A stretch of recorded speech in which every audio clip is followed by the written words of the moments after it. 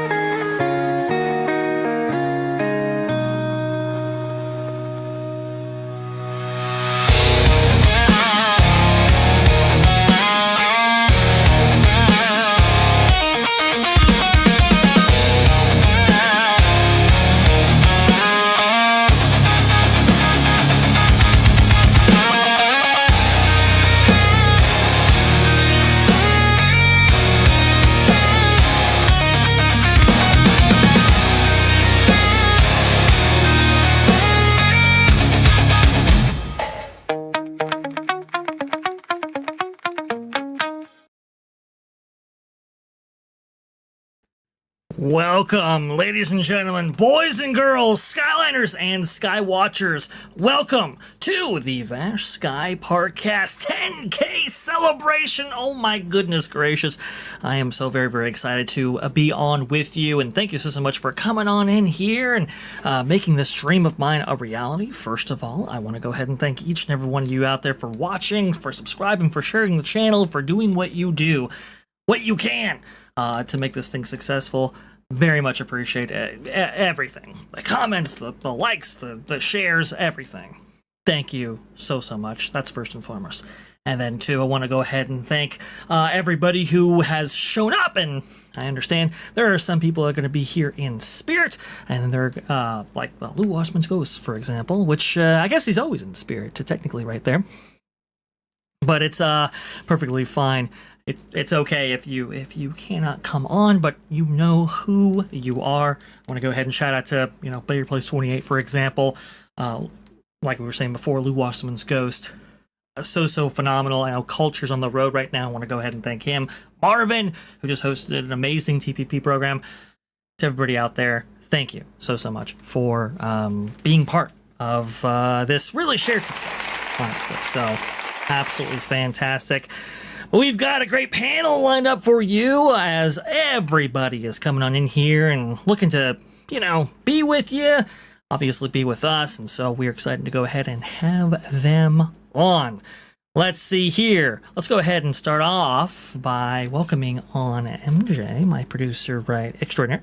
And we can go ahead and get started with honoring all of you out there and getting that panel on. Please, MJ, what do you got for us? We got a lot to celebrate. Thank you so much for being here, everyone. We came in really hot with Juliet, member for 3 months. Congrats on 19K, now to 20K. I think she maybe had a typo.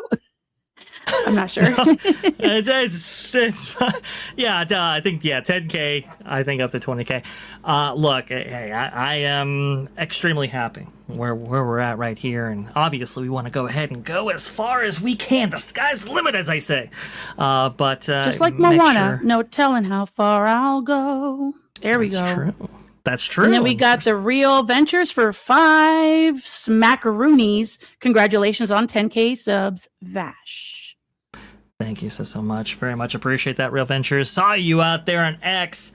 Doing a phenomenal job out there. And thank you so much for coming on in and joining us for this program.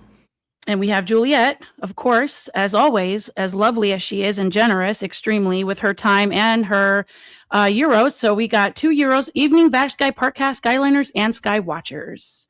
Thank you so much, Juliet. Thank you. And,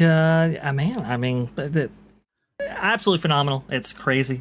It's insane how much we've grown here. And it's really radical when you consider, I think Jared pointed out last night during theme parking right there. That's the simulcast that we do every single Tuesday thereabouts. We try to keep it on a consistent schedule, but we do that in association with OG55 and Capture the Magic.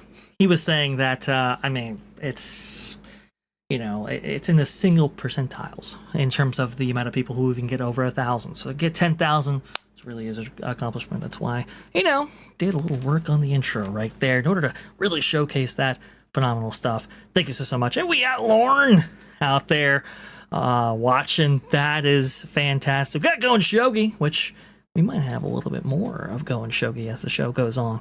That's going to be pretty cool. But we've got some amazing friends who have decided to join us. MJ, let's go ahead and start welcoming them. Bring them out. We have the lovely and beautiful Vixen Sky. Hello, Vash. Congratulations, 20K. Thank you so much. Very much appreciate that, Vixen. Awesome to have you on. And a big part of, the reason why we have 10K. There's no question about that. We had a tremendous Vash and Vixen show this past Saturday. We always have it Saturday, 3 p.m. Eastern, for those who are Sky Watchers of the channel. And we were talking about the history of Space Mountain. Now, we're going to have a little bit more Space Mountain commentary, as one could probably expect, because, I haven't had my own take on it, at least, not publicly, and, at least not on the channel. I've said some things, but we're going to say more things. How about that? Vixen, thank you so much for joining us. You always have something to say.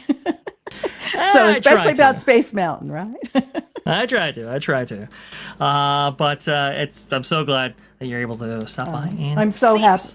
I'm so happy for you, Vash. You've worked so hard and done so much, and it's a privilege to do the show with you on Saturdays.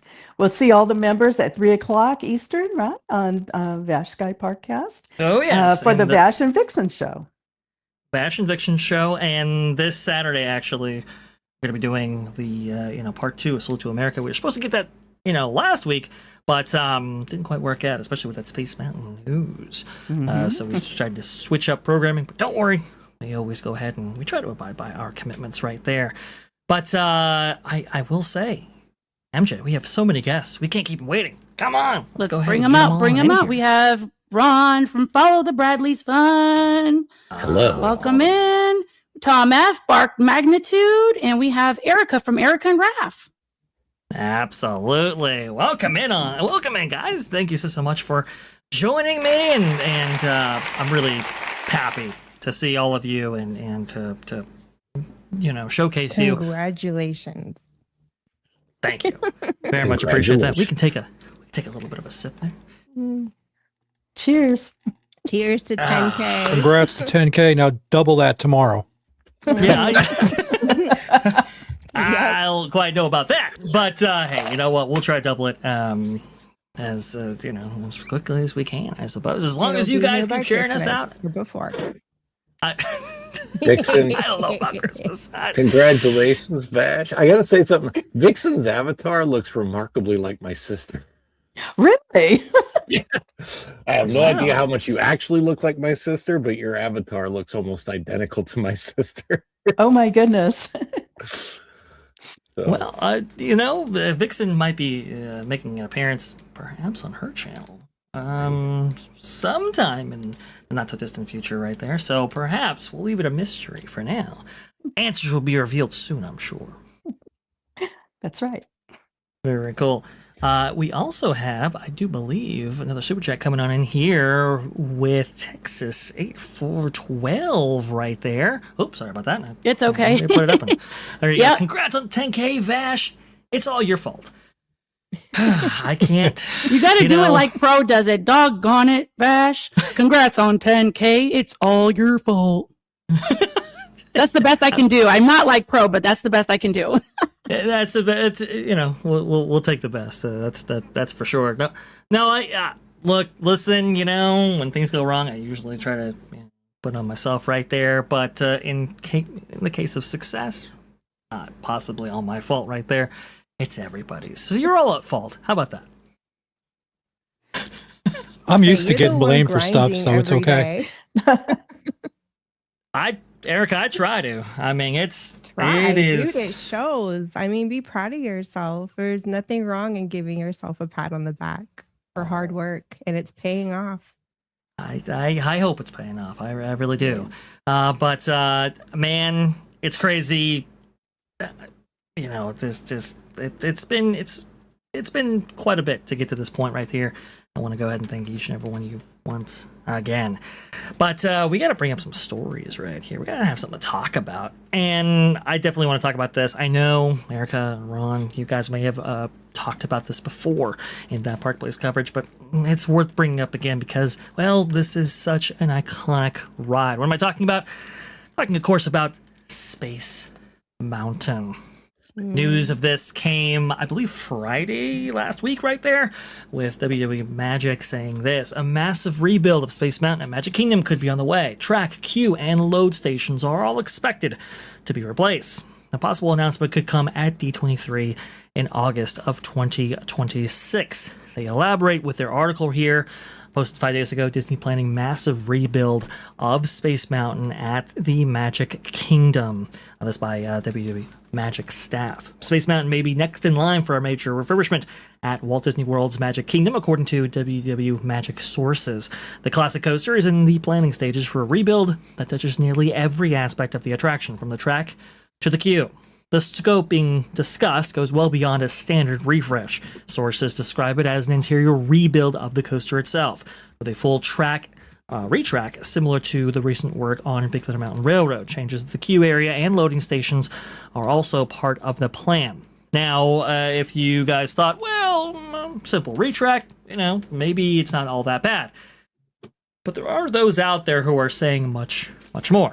See right here, this is from the forums, I do believe, originating with WW Magic right here, with people saying it might have one track upon reopening, double row seating like Disneyland, maybe Vekoma as the manufacturer, people mover closure, temporary of course, non-conservative budget, potential launch coaster, entirely new queue. Now, Jim Shull, he offered his 2 cents in this, saying Space Mountain's coaster is old and steel track has a end of life. A single track, 2 across seating, launch in a 300-foot diameter building with a new maintenance building attached is all possible. Looking at D23 for news. So, I look at the original Space Mountain, and look, it's phenomenal. It's a fantastic coaster. There's no, there's no getting around that.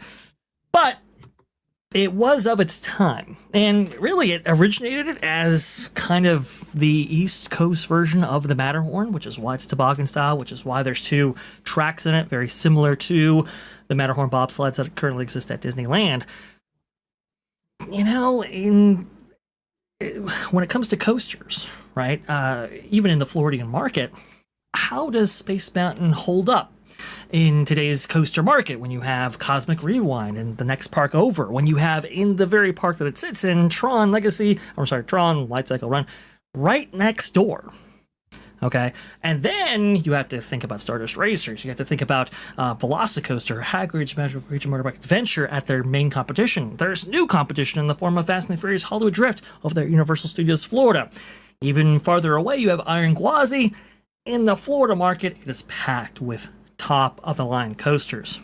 And so when I think about them spending a lot of money to redo this, kind of makes sense that they would, really go all out in terms of replacing this coaster. But what say you guys? I'm really curious to kind of hear your thoughts, and maybe I can go ahead and extend my thoughts as a result. Please go ahead. I hate Space Mountain the way it is. This is actually something I've been personally calling for a long time. I was like, when they destroyed Rivers of America, I'm like, but Space Mountain, it's right there, and it's really old, and please replace it. and also, this is so different of an idea than replacing America's history, right? So I know there's a poor track record right now with Imagineering, and that's the thing that worries me the most. However, I just, when I look at what Japan has or is getting for their Space Mountain versus our Space Mountain here, and I wasn't on it the other day, but yesterday I rode the train kind of under it and by it, and it just, the negative part of this for me is it's going to shut down the People Mover for a time. I don't know if the People Mover will even still go through it. If they, there's a real question of, do we actually have to tear this building down in order to make any of this work? Because how on God's green earth do you tear the coaster that's inside of it down, build a brand new coaster, and do all of that without changing the existing structure that's there? So I'm really, really wondering what this rebuild is going to be. I personally I feel like they could go all out, tear the building down. Yeah, you'd have to redo the whole People Mover experience through there and all of that. It's a lot of work that has to be done to make it work. But the way it is now, and I know some people love it. Some people love that just like 1970s rickety throwback kind of coaster feel to it. But it's one of those things that for me, as I get older, like I love Guardians of the Galaxy, and I've said for me, kind of Guardians of the Galaxy Cosmic Rewind is my replacement space coaster Adventure right now. Yes, and it's if they can make it a great space coaster, I could get on board. Yeah, we're all hoping that this is a great space coaster at the end of whatever they have in mind here. I want to go ahead and go over a couple of things because I think that's really, really interesting. One, are they necessarily going to maintain the structure? Now, if you know the construction about this crazy thing, I think there's 72, 74 ton beams that make up the exterior cone of this structure right there, and it's all kind of on a concrete roof. So lots of infrastructure there. I don't think they sideline that. I think they actually work within the existing framework. And the reason why I say that is twofold. One, I don't know if there's enough land on the outer perimeter there, usable land that is, to create a new structure in a similar vein like Tokyo is currently experiencing right now. Tokyo with Space Mountain Earthrise, I guess, is going to be one of the most expensive rides that Disney's ever built. So is Disney necessarily in the market to replace a building like this? I don't think so. I think they're going to be working within this existing framework, and it's much bigger than what Tokyo actually had. This thing is 300 foot in diameter, 183 feet tall. It's massive. It's always been one of the biggest space mountains in existence, and part of that comes down to the two tracks they have, Alpha and Omega. Now, those are era tracks, right? And I think they actually utilized some aero designs there. I think fabrication was short scuff. At least that's the rumor out there. But besides that, I mean, it's definitely of that vintage, right? And look, it comes to a point, guys, that Well, when trying to maintain these classic attractions and the proprietors who built them, when they go out of business, like Arrow has, by the way, Arrow went out of business technically in the 1990s. They were picked up by SNS, yes, but even SNS is like, hey, look, listen, we're going to be maintaining our new rides, not necessarily old ones from a manufacturer that we acquired, right? So, what is the incentive there to maintain an attraction like this?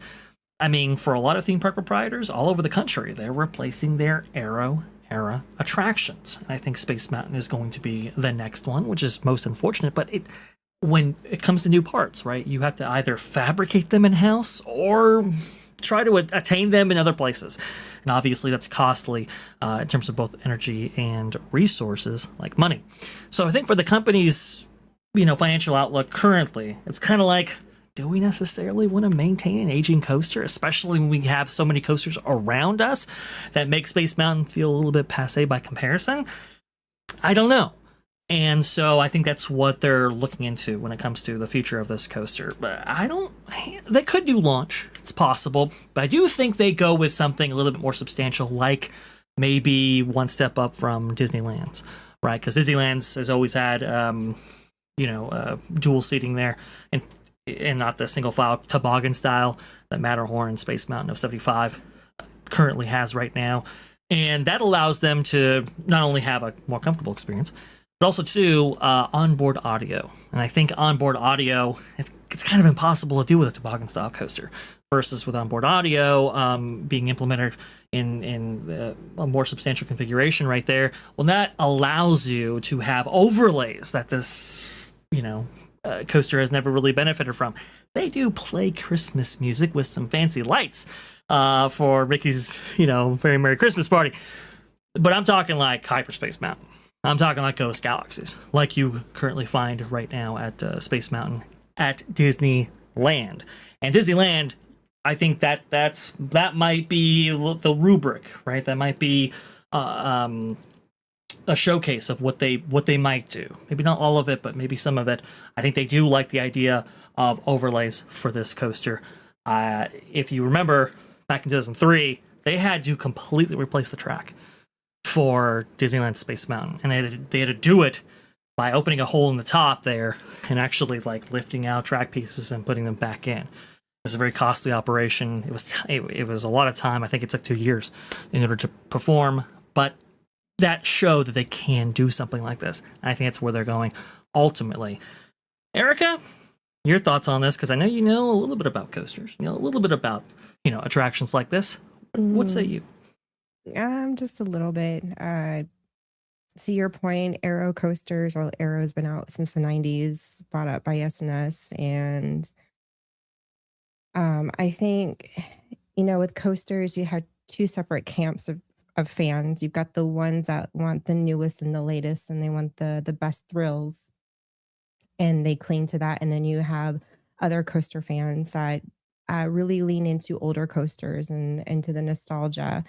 But I feel like the latter is a smaller camp than the coaster enthusiasts that really like to push the envelope on the newest and the latest. Like we have Stardust Racers at Epic Universe, and and to Ron's point, Guardians of the Galaxy has really, it is the new Space Mountain. I hadn't thought of it that way, but I tend to agree now. And Space Mountain is very rough. I can't ride it anymore. It jerks me around too much, and I have to be careful with my spine.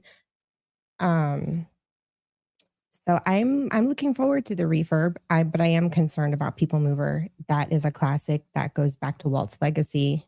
I hope Disney doesn't do anything stupid like they have been. But I mean, the best predictor of future behavior is past behavior. I hate to say that. And then we have an immense distrust with Imagineering right now to really get anything right. And whatever they put there, I just hope it works, because I'm really sick and tired of attractions breaking down all the time, and the cost of getting into these parks and vacationing there. Like, they really need to get it together. And right now the stakes are high. The investors are getting very impatient.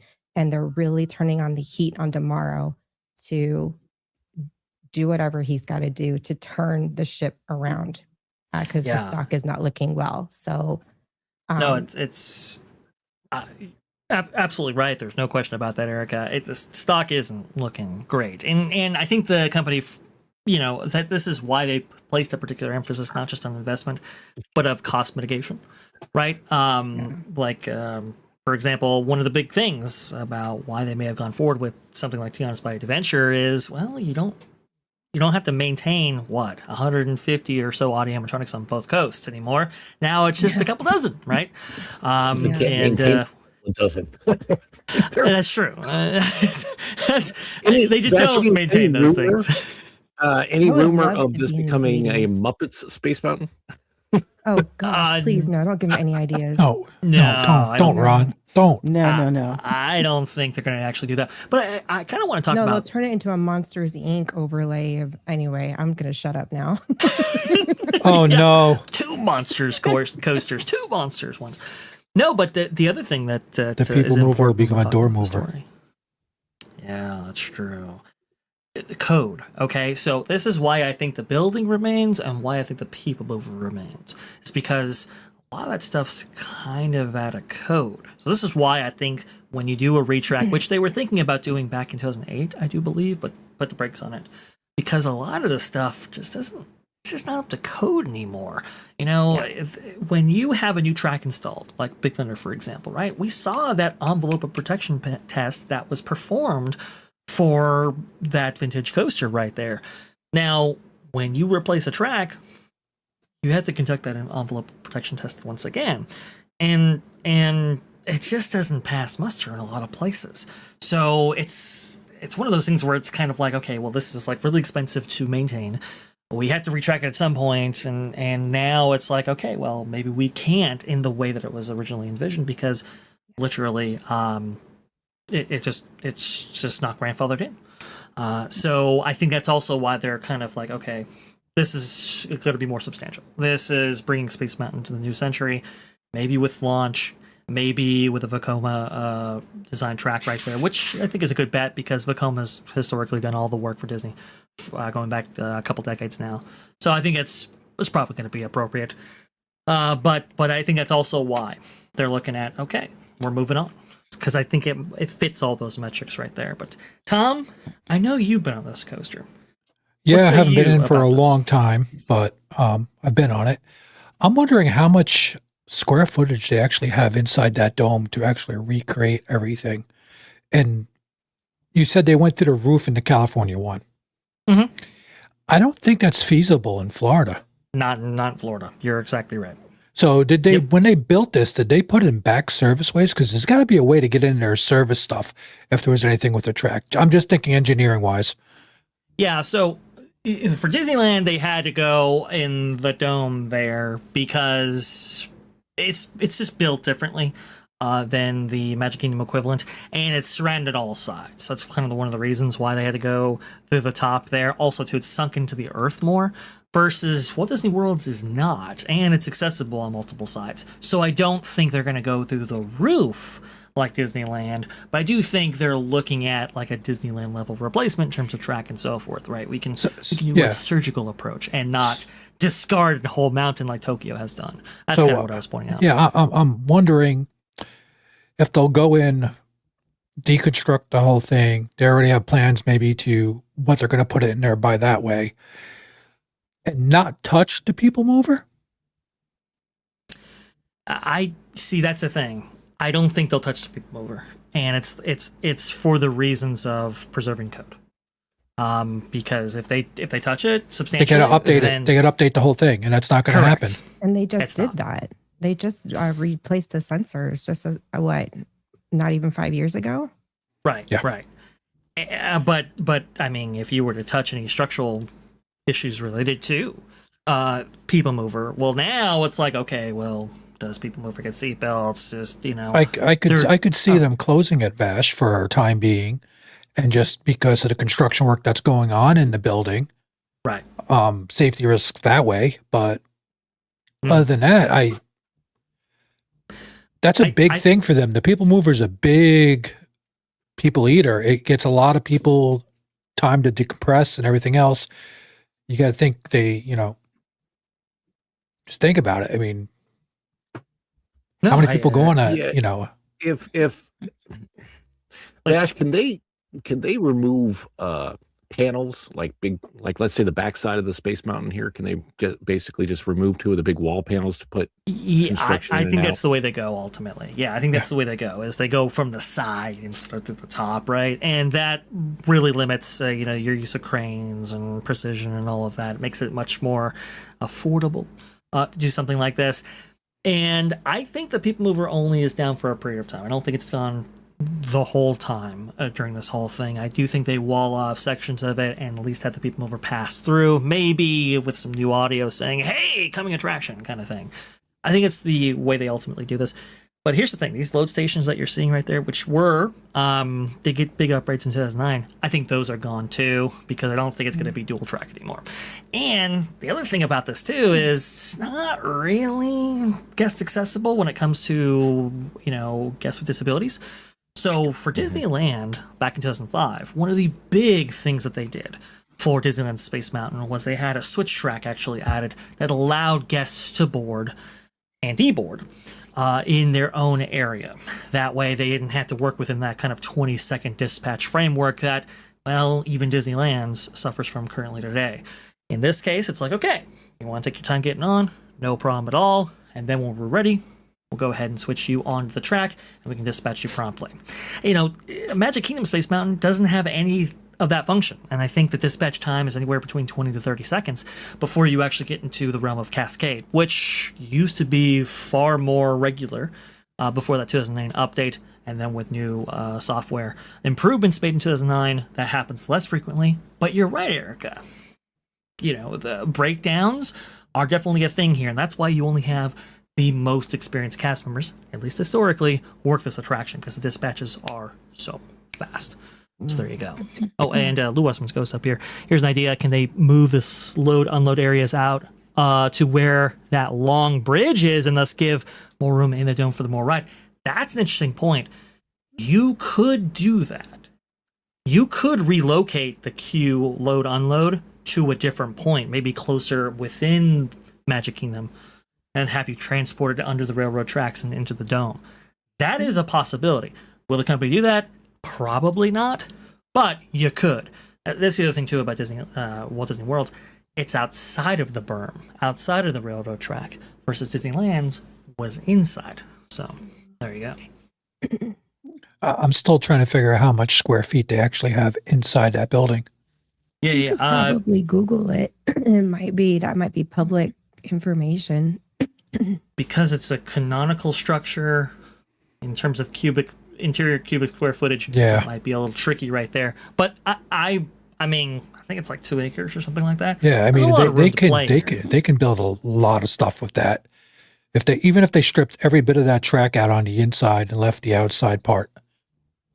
Yeah, I agree with you. MJ, we'll go ahead and hear your thoughts on the Vixen right after her. MJ, what do you think about all of this? And look, I'm a preservationist at heart, but at the same time, I recognize that this coaster, it hurts when you go on it, right? As much as I would like to talk about Space Mountain and how it made my 2 Gen Alpha children cry for about 2 hours, we're going to go ahead and bring up some super chats. We have O2RR for $4.99. I am one with the Disney boycott, and the Disney boycott is with me. Also, congratulations on your 10.9K milestone. A group sip is in order. Cheers. A group sip. It's very much in order. Here you go. Another group sip. Another group sip. There you go. 1. Thank you, O2RR. Sorry, and then we have Jim's Junk Retro. I like that. $2. Ooh. What exactly causes a steel track to degenerate? Yeah, so a multifold question right there. Obviously, steel has a shelf life in and of itself. But for a coaster, with tubular steel track like this, what you're looking at, right? Over time, you have wear points, but you also have a slight misalignment that happens between, those two tubular steel portions of track right there. And so in every single tubular steel coaster's life, it will get rougher, because even though you can see it, and even though you have computer precision, all kinds of stuff, and no matter what supports you actually have, there will be some misalignment there that will cause some roughness, and that's what you're really looking at. And so over the course of 50 years, which this coaster celebrated its 50th anniversary last year, you know, it's tough. And I know they had to profile the track a number of times actually before opening, because of how rough even back then that it was. And when you're in the dark right there, you can't necessarily brace yourself for those turns. So unlike the Matterhorn at Disneyland, which by the way suffers from all of these issues, if not more, you can at least brace yourself when it comes to curves. Here, you're really at the track's mercy and how smooth it is for a comfortable ride. So good question. And we have one more, and then we have a guest that I have to bring on, but we have the Wild Man of Yavin gifting 5 Vash Sky ParkCast memberships. 5 Thank you so Vash Sky much. ParkCast for memberships. Thank you so much.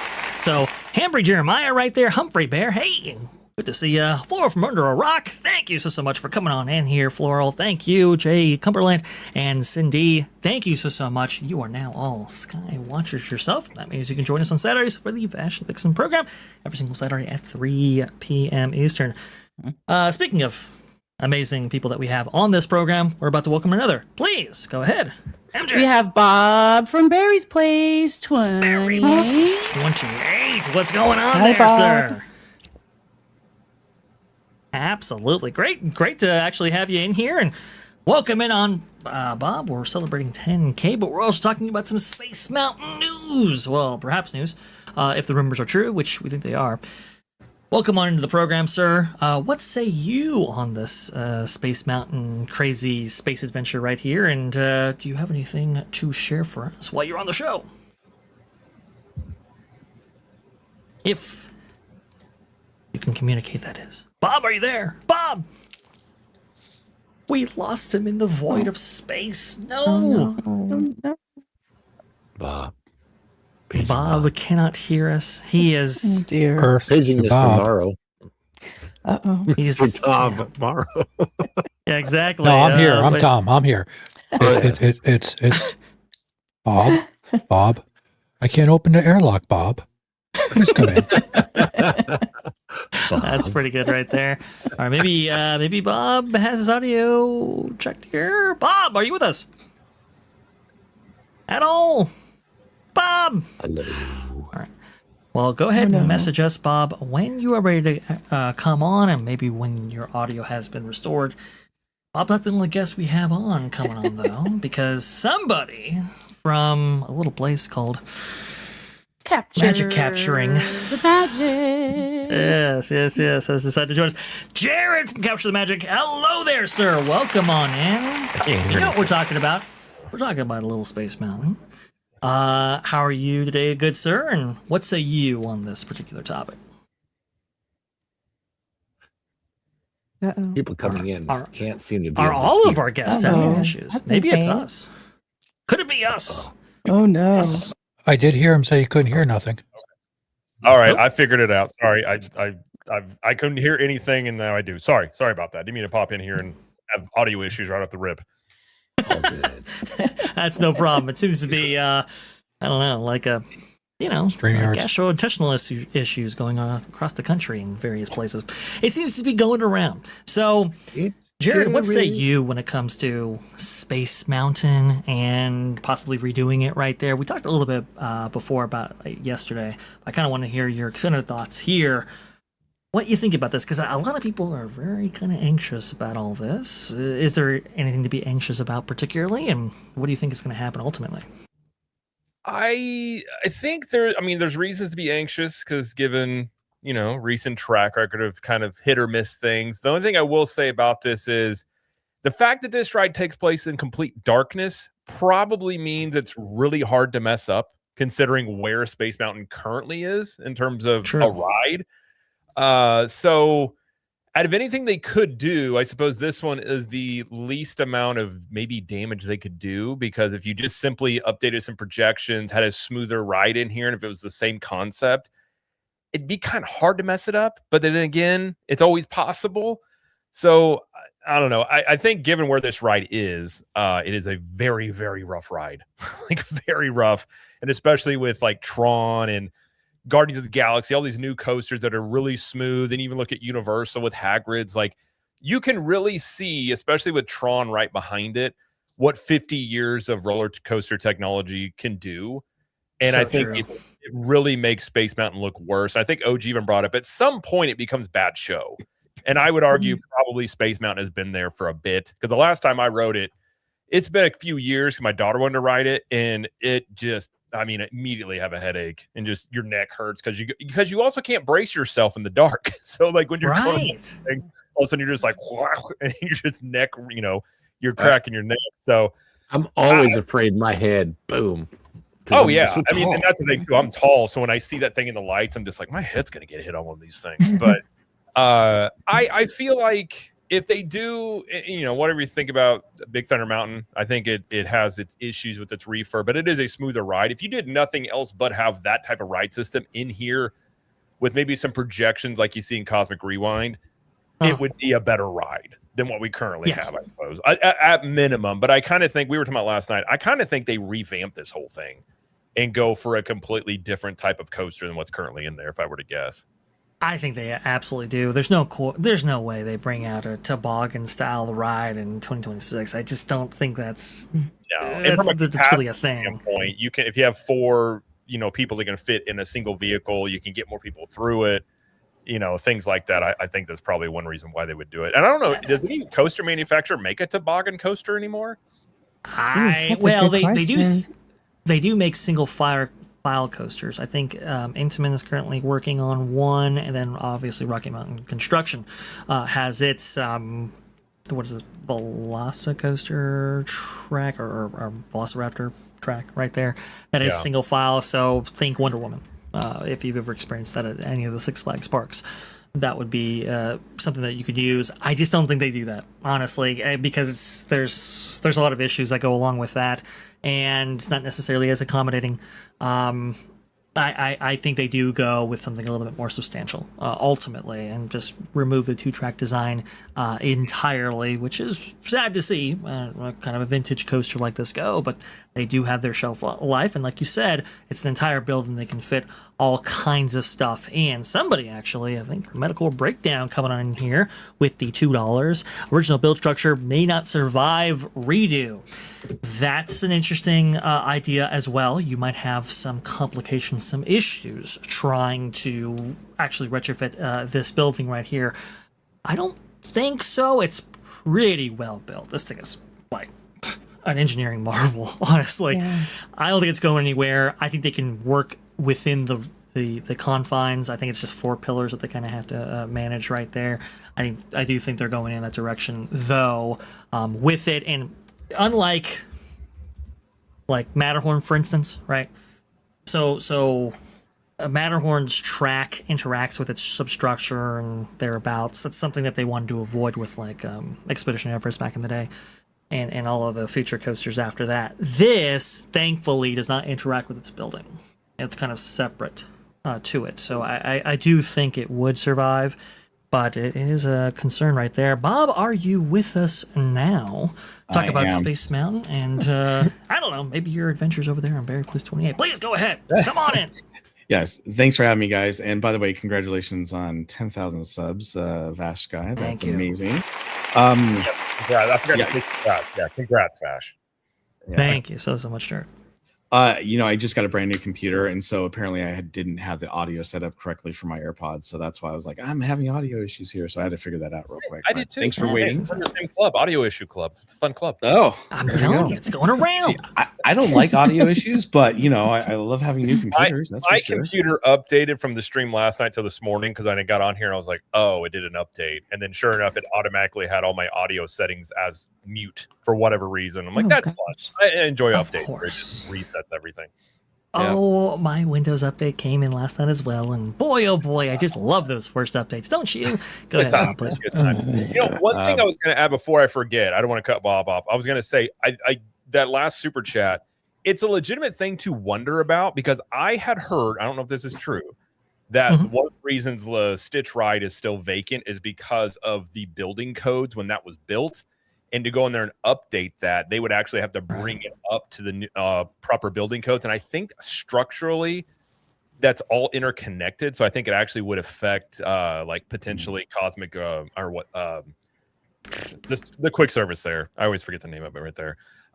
Cosmic rays. Cosmic rays. Yeah. And I've heard that's the case. So I agree with you. I don't think that would be the case on Space Mountain, but I think on some of these older attractions and buildings, it's a legitimate thing that could be a reason and limits what they're able to do.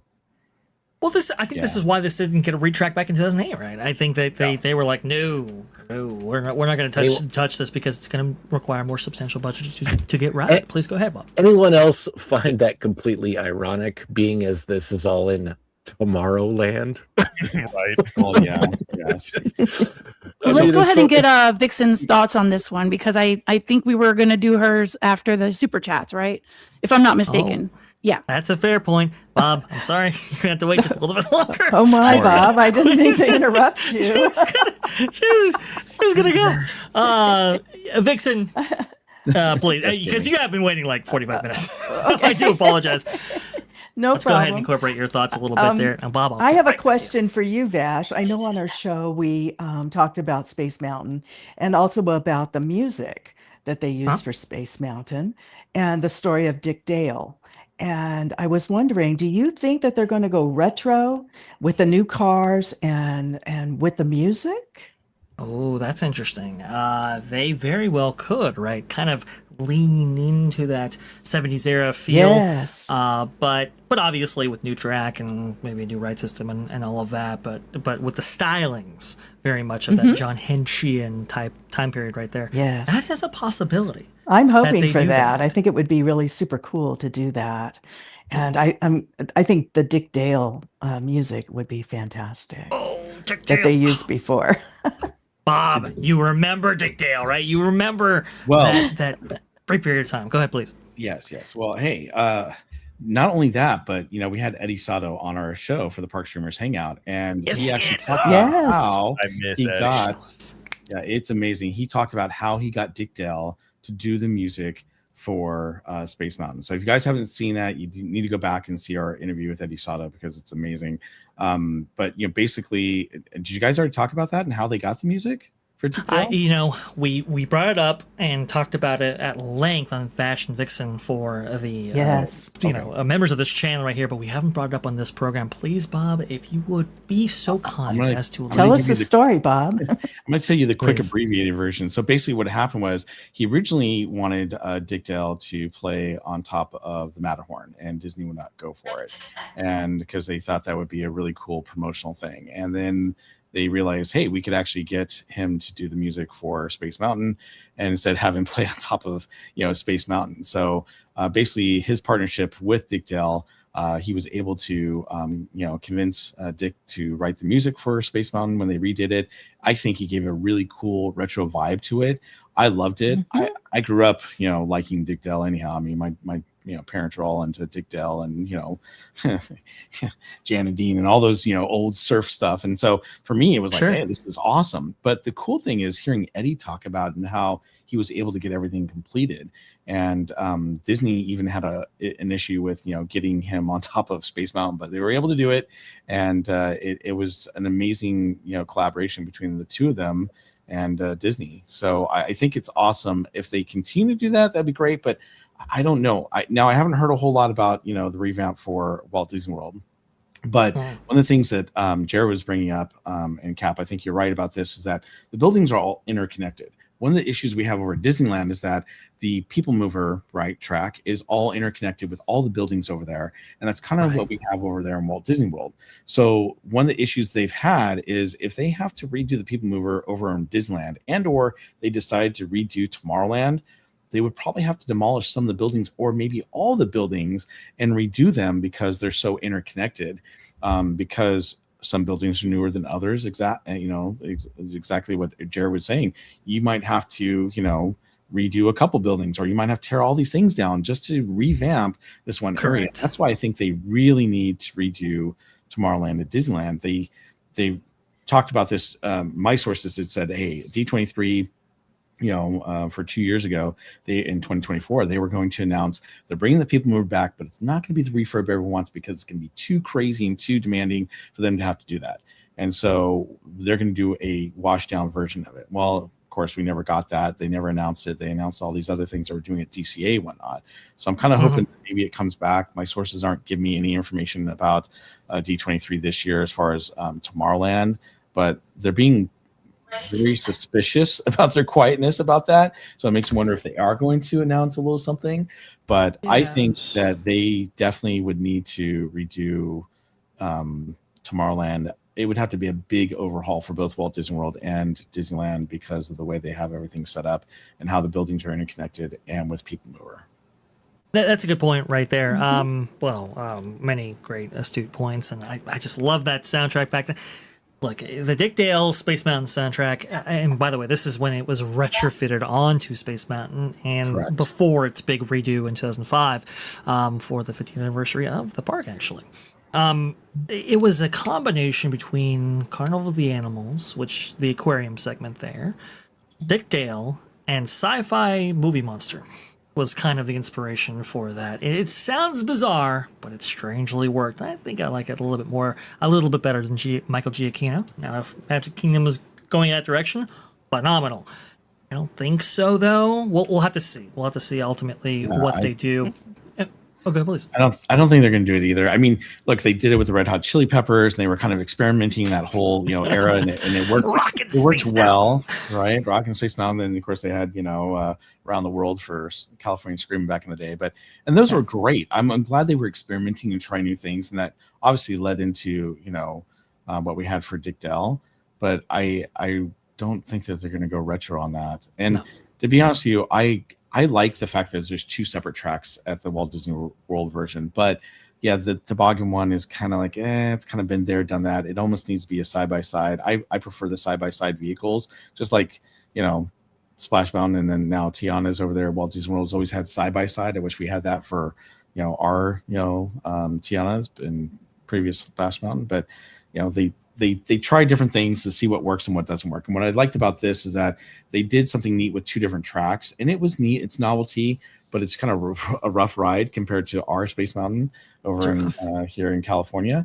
However, I was really hoping back in 2005 when they redid Space Mountain in Disneyland, they would change the track and they would do something different. Maybe go a little more extreme and do something like they did in Paris where they go upside down. But of course, they didn't do that either.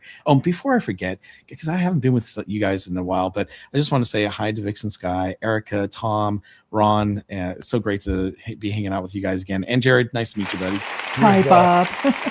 It's always a pleasure to have you on, and until we know what's going to happen. Remain seated, please. Permanecer sentados, por favor. That's a good point right there. It reminds me. Oh man, it reminds me of a couple so relevant things. right now. It's so. I had to do it. I had to do it. I'm standing up now. now One of the because of that. don't stand. You gotta sit down. I can stand, but you gotta sit. No. Okay, so Tomorrowland. I think that's a really good discussion right there because that kind of gets us into all right. Well, Walt Disney World is currently getting its Tomorrowland piecemeal, right? We're getting a new Carousel of Progress. We just got a new Buzz Lightyear. Tron, obviously, some years ago, and now Space Mountain. Hopefully that means that something actually occupies the Stitch Great Escape building, and possibly, I don't know, with monsters coming in, do we get something in the form of that at Laugh Floor? It's going to be really interesting to kind of find out this out, but we know... Cars. Tomorrowland Speedway is just so behind the times. That's all I'm saying. Mm-hmm. Well, they're updating the ones for Disneyland, and they have to do it by February of next year. So I have a feeling they're going to do Disneyland, and then they'll probably work on the Tomorrowland cars next at Walt Disney World if they feel the need to, or if they want to. I think it would be a good idea if they did. Listen, I feel like a go-kart track is very Tomorrowland futuristic. I don't know why anybody would want to change that. I mean, you walk through the Magic Kingdom and it smells like you're in Branson, Missouri. I mean, it's kind of nostalgic. Wow. Like, Yeah, it's funny. Yeah. It's funny to me because it's the same technology that was used on the old antique cars at Six Flags, and so even though it's supposed to be the future, it in just my mentality, because I grew up at Six Flags, it's the same technology. So my mentality when I walk by there is like, oh, it's cars from the past. It's antiques. It's weird. Yeah, the steering is kind of pointless on those things. So you just push the pedal down and go and just see what happens. Really, So right. true. And That do we describes everybody on Route 4 going to Disney World. That's a great point right there. Do we anticipate that Tomorrowland Speedway is updated in the same way that Autopia is over at Disneyland? I don't think so, but it could be wrong. Metalcore Breakdown coming in here with another $1.99 boxy show building behind original at it's Disney Way. Yeah, exactly. That's. Well, like I said, I suppose it's a distinct possibility right there. I don't think they would do that, but hey, you know what? It did happen in Cosmic Rewind's case. I was getting ready to say the never Cosmic say Rewind never. warehouse look could catch on. Where they're just like, what if we just painted it to look like the sky? Nobody's going to see this giant monstrosity. Right. Parking lot. Exactly. We've got Dan Peterson coming in here. Yep, said it last night. Autopia Electric Cars update should be getting a shout out at T23. They've teased it for a long time. Yeah, Vixen, actually, you were the one that said that they might actually bring out that prototype car. I'm hoping, fingers T23. crossed. Everyone who's going, let us know. Absolutely. I'm going. Are you guys? Anyone else going? No. Culture. I think Culture Casino is going to be there, Bob. Yeah, he's other than going. that, I take bribes and plane tickets, Bob. Duly noted. Now, All right. Lou Washman's Ghost coming in here saying this. Let's also remember that when the original mountains were built, the standard for coasters were odd woodies and exterior loopers. Yeah, I mean, tubular steel roller coasters by the 1970s were becoming a little bit more prolific, but you're right? Wooden coaster is definitely the standard right there. And Matterhorn, first of its kind to ever feature a tubular steel track, not too dissimilar from Space Mountain in 75. Now, Bob, I want to go ahead and ask you right here. A lot of these issues do plague the Matterhorn at Disneyland. Do you think it's at all a possibility that a future decision is made regarding the fate of Disneyland's Matterhorn, especially because, well, it's I guess contemporary in Space Mountain is maybe glowing away forever. Disneyland fans will know that phrase. Matterhorn suffers from almost the exact same problems, and I don't know if the situation there is as straightforward as Space Mountain. To me, it's like, hey, you know what? You got this big old structure, put a track in there. Not so much with Matterhorn. Please, your thoughts on all this? Yeah. So, and just so you know, I kind of have a little bit of insight here because my one of my friends I went to high school with, his dad actually did the rock work and helped build Matterhorn and Big Thunder Mountain, things like that over at Disneyland. So, structurally, you know, it's not so bad for the rock work, but inside, yeah, it definitely needs to be redone. You know, one of the reasons why they had to take out the Skyway is because those pylons were, you know, created, and a lot of people don't realize this, but they had like 27. Oh geez, it's probably wood from about 27 different homes were created to, you know, build those pylons for the Skyway, and so they were failing and not doing well, and so that's why they finally had to take it out. They wanted to keep them, but they just couldn't do it. And so I think with the Matterhorn, you have a few issues. One, it's the first tubular coaster, right? So to get rid of it or to replace it, yeah, the first by Aero Development, you get rid of that, and it's a historical ride, and so I think it would cause a lot of problems and issues. I think if they wanted to redo the whole building and redo the track again, which has already been done once, they could, and they could keep the track. It's a very rough ride. Obviously, it's a very old system. I just think that I think that Disney would get a lot of flack if they try to do something like that, especially when you see roller coasters like, and I forget what is the roller coaster that Disney rode over in Europe that similar to the Matterhorn. And that's like 100 years old. It's crazy. Yeah. And that's a classic. They're never getting rid of that. I think because it's the first tubular roller coaster, we would have a lot of issues with them trying to replace or get rid of that mountain or do something different. So there's a lot of historical stuff behind it. I think they would have to do to try to revise that ride or attraction. but I don't think it's anything that's going away. It's the only one that's around, at all the Disney parks. There's no other Matterhorn. This is it. And that's the one thing about Disneyland compared to the other parks like Walt Disney World or the other ones, is that you've got a lot of rides and attractions that have been there since opening day or that were the first of a kind, like Matterhorn. And so what do? Are you historically, going to keep all these, certain rides and attractions? Disney, obviously, I think when it comes to Disneyland, will take more care with Disneyland than they do with like Walt Disney World. They clearly showed that with Rivers of America, they'll do whatever they want, right? And you think like Splash Mountain, they'll do what they want. They're not listening to the public at all and what the public really wants. So, but I think historically they're going to have a lot tougher time with taking care of some of these rides and attractions that are, have a lot of history or theme behind it. Like, again, this is the first tubular roller coaster. How do you get rid of that or change things? And so I think that's one of the reasons why when they redid the ride and they replaced the track originally, they kept everything the same because they historically didn't want to change anything. They wanted to keep it the same way. And I want to go ahead and get into that go ahead. because unlike Walt Disney World, right? So Walt Disney World in the last 10 years, this is what they've lost right here. Not even a comprehensive list, by the way. Significant portions of Disney Hollywood Studios.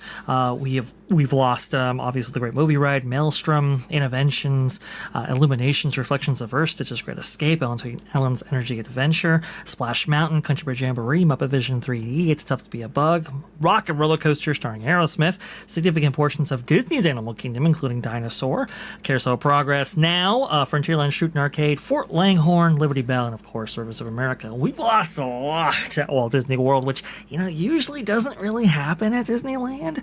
And so I think, like, for Walt Disney Worlders, it's like, we're losing yet another attraction? Like, that's really, really hard. And I think if that list was even half as long, right? Maybe, in fact, people don't have as much hesitance when it comes to an original classic like this.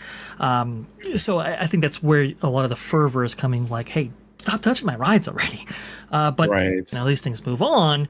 Versus Matterhorn, like you said, like, there's so much that goes into that. You can't just retrofit this. It's either open or it's closed, I think.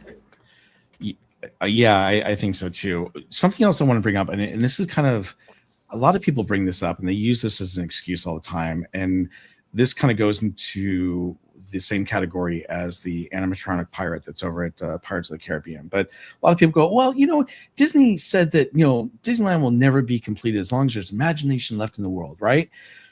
Okay, he did say that, right? But that's been used as an excuse for the destruction of a lot of classic work at Disneyland and Walt Disney World. And it drives me nuts because if you go back to the e-ticket, the e-ticket was a little magazine that was created in the early 2000s. And if you go back to the 2004 one, there is an interview with Diane Disney. And she says, I use that too. It's sort of a message that he left behind, but he didn't mean to throw out the baby with the bathwater and get rid of the good stuff. There's a danger now at the park of losing the original philosophies. And that came from, Diane Disney. We need to make sure that we're careful about this.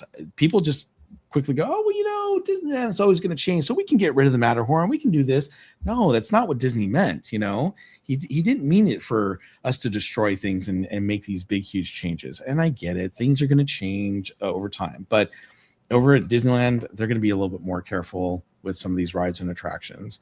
Unfortunately, what we're finding with new Imagineers, because we don't have the Imagineers that we used to, that would follow the philosophies of, the 10 Commandments that Marty Sklar. I know. Well, Marty Sklar, he created the 10 Commandments, right, for Disney and what they would do and how they should do it, and they're not following them. And here's another thing I want to bring up that kind of coincides with what I'm talking about here. And let me bring it up because I actually had a little piece on it. Let me find it on my computer here. All right. So when Marty Sklar created the Mickey 10 Commandments, right?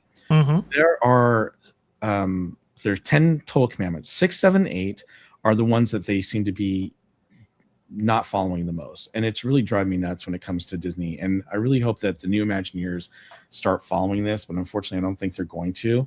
But 6 is avoid overloaded and create. Avoid overload and create on turn-ons. So you want to resist the temptation to overload your audience with too much information and too many objects inside of a ride or attraction.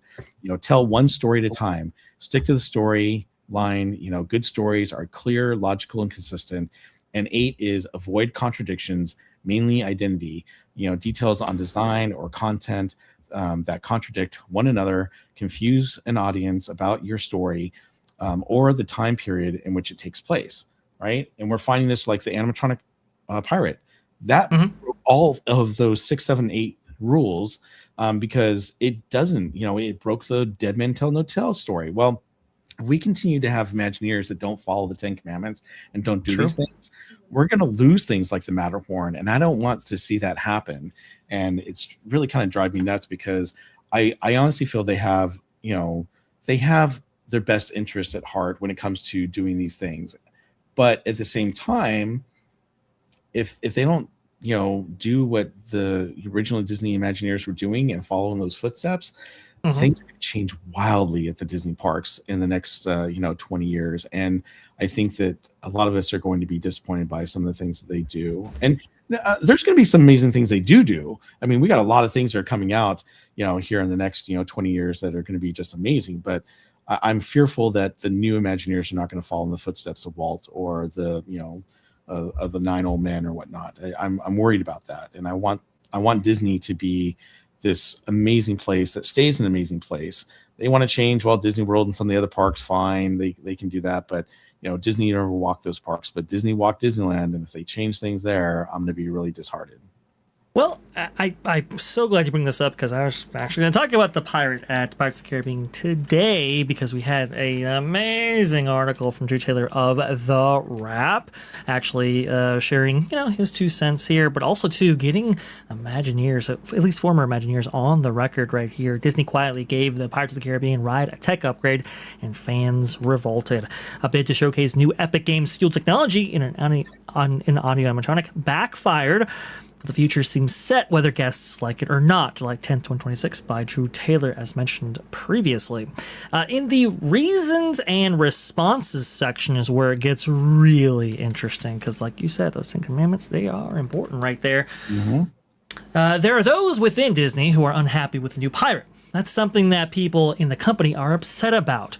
The powers that be were given options about where to put it, but the idea was that they would get publicity if they put it in the treasure scene, said one former Imagineer. Looking at Haunted Mansion, one more ghost is one more ghost. They wanted it there because it would be clicky.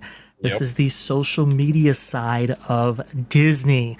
Goes on, my point of view is that if you want to make things more technologically advanced, that's fine. But you don't choose an iconic moment. You don't choose something that is widely represented on merchandise to the point where it's a Christmas ornament coming out this year, said another former Imagineer. They need to establish a testing ground facility, even if it is in the parks, which I can only assume is why this was updated. Something coming down the line will all have these heads, but there was absolutely no need to do that figure in any way, in any world. Bob, Jared, they're changing something because they would get social media response because of that. That doesn't follow the 10 Commandments. That's their own commandments right there. That's I also don't know if they're not necessarily good ones. That's also not surprising that they would do it for social media. And I agree with Bob. I think that excuse about the parks are never done has been used as an excuse to change a lot of stuff. My whole thing has always been like, if you think about what Walt meant by that, do you think he would be okay with changes that made things worse or just the same? It's like, if it improves something, then okay, then that you can accept that. But now we're getting into this realm of, well, social media clicks and all this other stuff, this ancillary stuff that's really not about the guest experience. Like this one, clearly, we talked about it. This was a tech showcase. They wanted to show off this tech, and it wasn't really about improving pirates. And I think correct. That's a very important factor in this. It's like, I'm not against technology, but it's like where you put these things, how it's perceived, which rides you do this on. And I just think we're in, and I think also this comes from the fact that when you had a brain drain of them getting rid of a lot of these experienced Imagineers, guess what you lose? Mentorship, which is something that is really important, especially like I come from a sports background. You bring in a whole bunch of young, really talented dudes onto a team, but they don't have a leader that's been experienced. Guess what? They're going to struggle because they may have talent. They don't have direction. They don't know how these things work. And so when you lose that, I think this is where Imagineering is now. And maybe they're trying to use AI to kind of make up that gap of having a knowledge base they can go back to. But it's really also, it's different from learning hands-on from a Tony Baxter, a Marty Sklar. Like these guys have so much knowledge that's just leaking out of them, just in everything they would say or do, that nothing will replicate that. And I think this is where we're starting to really see this show up with stuff like this. And then it becomes about social media and not about, again, like you were saying, Bob, those 10 commandments that should be followed on everything that they do. Right. So one of the things, and I don't know if you guys saw this, but this got popped up on Instagram. I don't know if you guys have heard of the newsletter, The Wrap, but they actually talked about Disney quietly gave Pirates of the Caribbean ride a tech upgrade and fans revolted. And it talks about a bid to showcase new Epic Games fueled technology in an animatronic that backfired, but the future seems set on whether guests like it or not. So I know that Disney owns a huge portion of Epic Games now.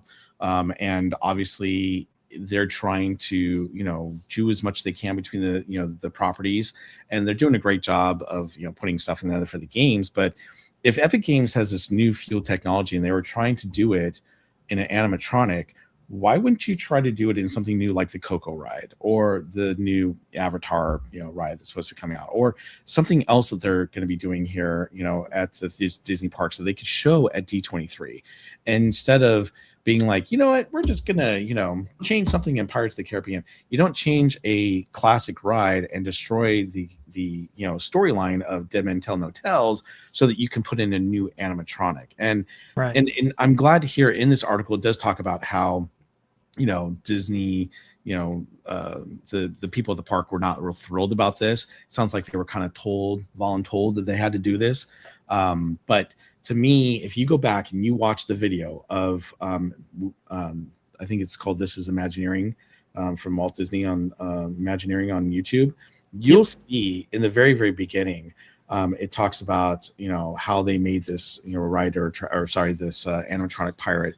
And I just get the feeling that what they thought they were doing, they're like, hey, this is the same pirate you've known for the last 59 years. Well, no, it's not. The last one for the 59 years was someone holding, gems and jewels in its hand. And it was so greedy that, he passed away holding his treasure. This one is, he's got two, treasure chests. And one has, cursed gold, and he picks up the gold and it kills him. And he drops it and then it brings him back to life. But it's not the same pirate, and now you've broken the storyline because you already had a pirate that turns from a skeleton into a human, and then you go to the past to see what happened. So to me, it's like you're really just destroying that whole section.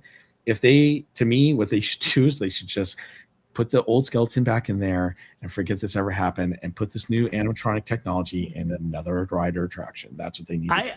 I'm so surprised that they would pick this moment in this ride to do this, because it doesn't fit at all. But as you just read right there from the Wrap, clicky, it seems to be the way they're doing it. Even the LA Times actually had some not so great things to say about this. Ron, Tom, Erika, please come on. I actually wrote a video. Sorry, Ron. I wrote a video, actually a song, and did a video about this. And I usually don't blast Disney like that, but I did. So, I wrote songs about before, but this one really ticked me off. I think it was done for technology's sake, and it ruined a perfectly good scene. It doesn't flow. Matter of fact, the cursed treasure, that just doesn't even make any sense. It doesn't even follow their movies. So, yeah. That's a good point right there. Go ahead, Ron. I go back to the line in Jurassic Park where they were talking about how, but when Disneyland opened, if the ride broke down, the Pirates of the Caribbean, the pirates didn't eat the passengers. But if they keep up, with this kind of technology, maybe future pirates will attack the passengers. What the heck are they doing? It's a good point. It just there are so many Jurassic Park quotes that can actually do fit, like this one, for example. You read what others had done, and you took the next step. You stood on the shoulders of geniuses to accomplish something as fast as you could. Your scientists were so preoccupied with whether or not they didn't stop to think if they should. That can apply R.I.P. so well. Sam Neill, by the way. Right? Yeah, isn't that so true right there? Rest in peace, Sam Neill. They do this kind of stuff, but if they were listening to fans at all, and this is it's going back to the list that you stated of everything that was taken away from Disney World while they're doing this kind of thing, and they're not paying attention to that kind of thing, but yet they don't listen to fans, because there is one thing that could be missing from Disney World today that every fan would be happy about, and that's Mission Space. They don't update the things that people have asked for years to be changed or updated. So it's what's clear to me in this type of a decision in particular, that what they're doing now is so different. They used to very much respond to what the Disney guest wanted, but there is they probably are to some degree responding to what things like DVC members want in particular. But that's what I'm looking at now. It's like you have these type of weird Imagineering decisions, then you have the decisions to put bars in as many places as you can, DVCs in as many places as possible, even where places don't exist. And none of it is about overall enhancement of the average guest experience of the people that just come in. It goes back. Yesterday I was in the room in Wilderness Lodge where it actually has a piece of, there's preserved a piece of the train, the Lily Bell train that he had. Wasn't called that. It was at his house in the Los Angeles area. And it all goes back to that. What Walt wanted is he was getting this joy from this model train that was big enough that he could ride on, and then expanded that to the idea of whole families having joy together. This piece of technology that they're putting in there, this is only about the people creating it. They're doing it for themselves. It has nothing to do with they're doing fans to sell it and serving the fans. It's so the opposite of everything that Walt wanted, the antithesis of what Walt Disney wanted. Well, It's so true.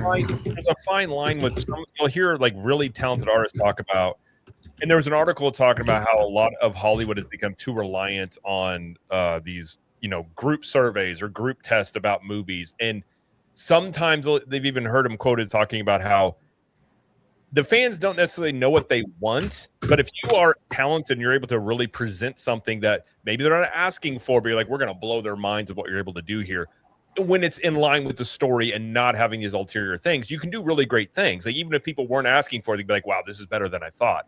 But that requires talented people who really understand what the purpose of an update is. It's not to showcase tech just for the tech's sake, or hey, we think this is a cool toy. Does it fit? Does it make it better? And if it doesn't, maybe it works Bob was saying on another ride. I think that whole technology could work great for a melting face in Indiana Jones and other rides like that. There's ways in which you can use this, but Pirates on this scene, there was easier places to try this tech out that would not have gotten the backlash that this got. And I think that's just very tone deaf to assume we're just going to go mess with this and no one's going to say anything.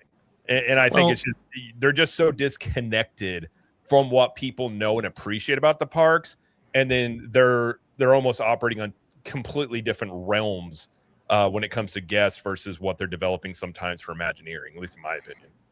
Somebody who has said, I'm sure has a lot to say on this, and more so there, somebody who may have founded perhaps a theme park website, certainly a theme park inspired, certainly entertainment as well, a network.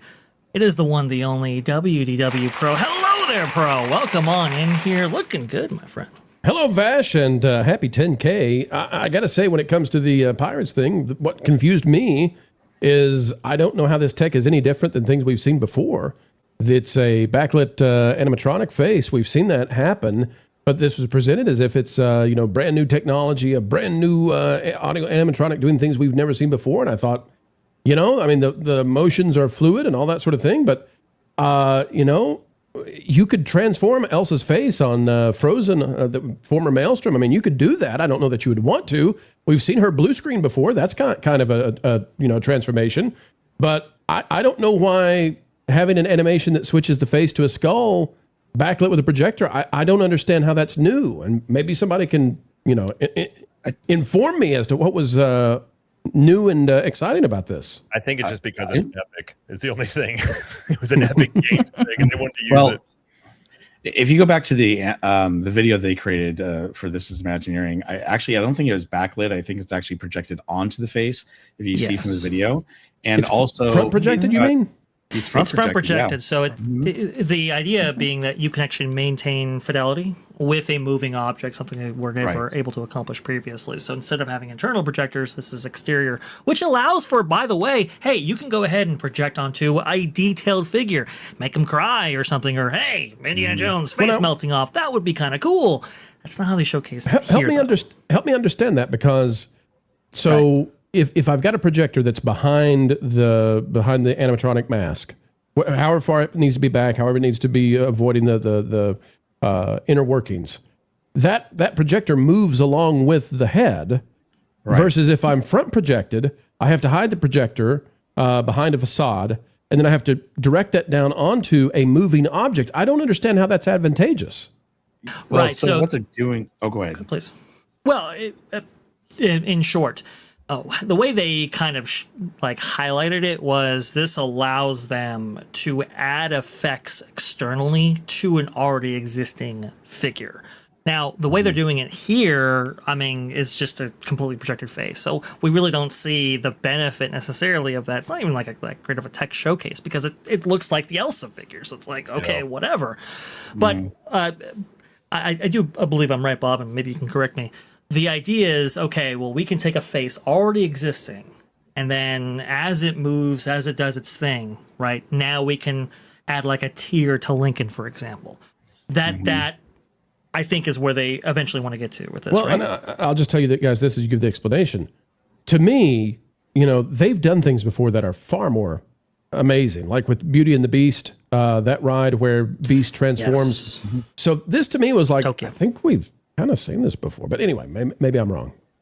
No, you're exactly right. And that's what a lot of the Imagineers were actually saying, at least those that spoke to the rap. It's like, we just got rid of this technology in Maelstrom. Go ahead, Bob.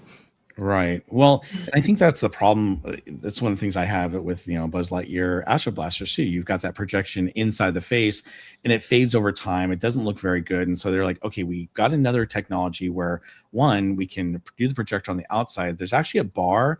So right where his headband is, there's actually it's almost like a QR code, a long QR code. And the projector follows that QR code and on the animatronic, which is kind of clever. So, okay, no, I'm with you. That's like a Kinect style technology. They're using infrared to follow that? Yep, they are. Okay. And so basically what happens is they follow the animatronic, and then they can do like what Vash is saying. They can do anything they want.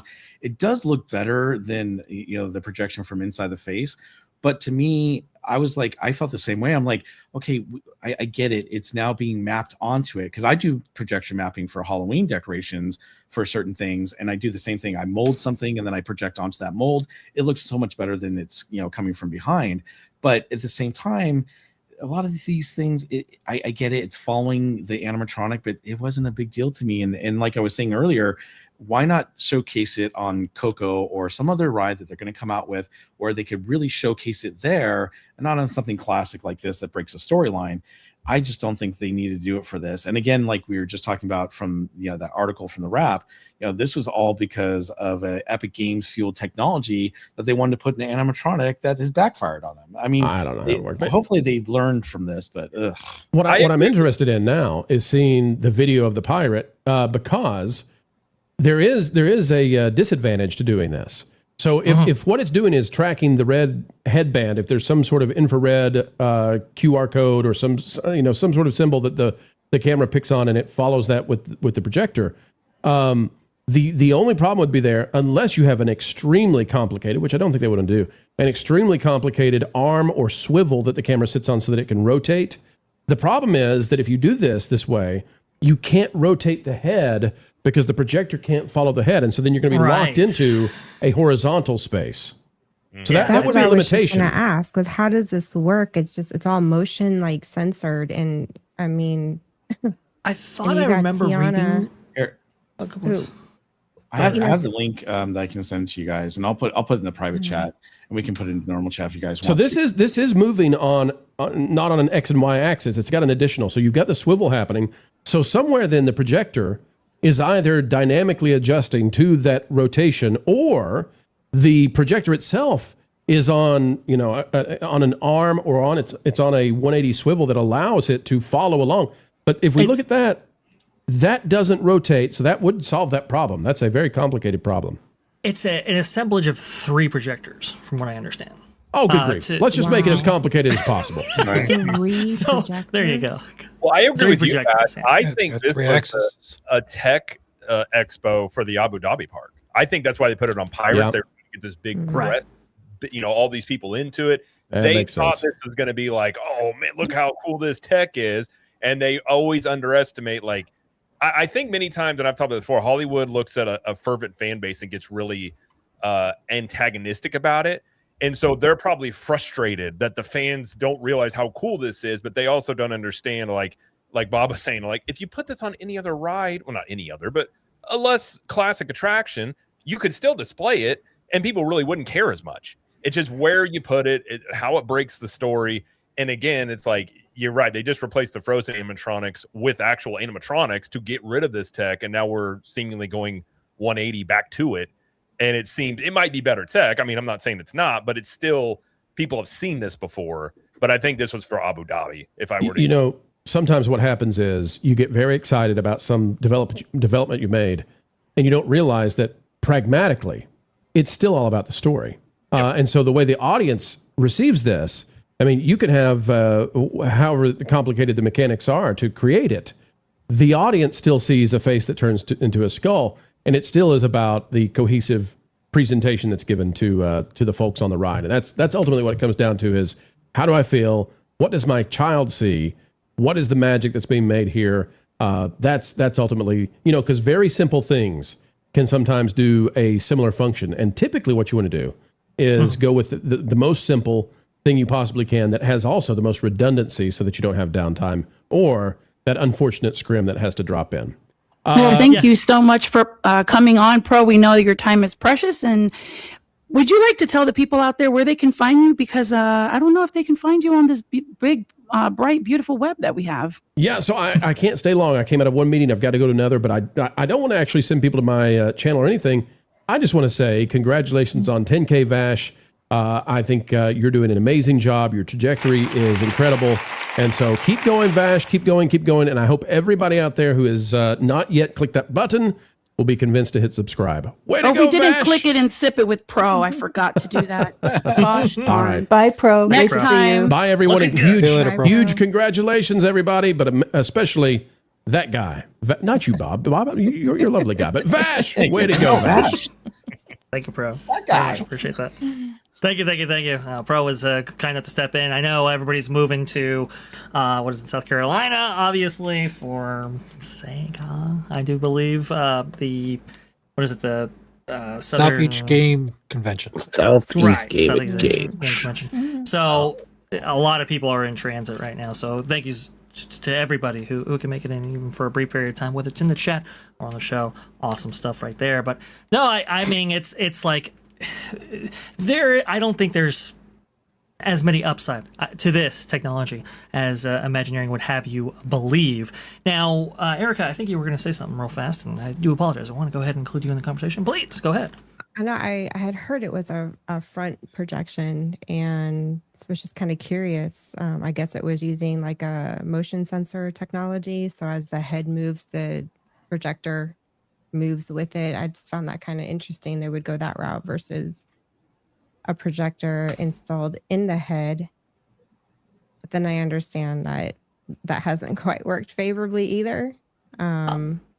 And it's really interesting about it too, because Vixen, I think you were the first to bring it up. Even though the head actually changes, in order to showcase that, oh yeah, he's touched a coin, and obviously he's turned to a skeleton or whatever. The hand, nothing happens there. So it's like, in terms of a tech showcase, there are multiple problems from this, right? Yeah, the hand stays the same. I have a cute little story to tell about Walt in this ride. When they were building the ride and it was just dirt and they hadn't put the water in yet, he took Lillian, his wife, to see it. And he made sure that they put down wood planks so Lillian wouldn't get her shoes all dirty and muddy and everything. And I read a book that I had the story in it, and she said that she felt so cherished by that action that he did. I think it just tells a lot about Walt. And this ride is so beloved, and the skeleton character is so loved by so many people. For me, it just kind of is a shame that they did this. I wish they'd bring back the original. I know. It's just so tragic. How high do you think this moves up? Because obviously Tomorrow was very involved in the Epic Games, collaboration and being part of that. Yes. This to me seems like something that came from high up that was said, we're going to showcase this. And there's a lot of rumors out there about Disney even investing even more, maybe buying Epic Games. This seems to me not something really organic that Imagineering was just like, hey, let's play with this tech. It seemed more or less, hey, here's this tech, use it because we want to, maybe it's for Abu Dhabi, maybe it's just to showcase it. This to me seems like how you would get this situation to happen, where it's kind of more or less forced upon Imagineering on some level, and then you force it into a ride that it doesn't make any sense, at least in my mind. Right. So this is a really interesting question, right? Because apparently there was a war going on in Imagineering whether or not they should do this or not do this. So obviously there were people very conflicted about this.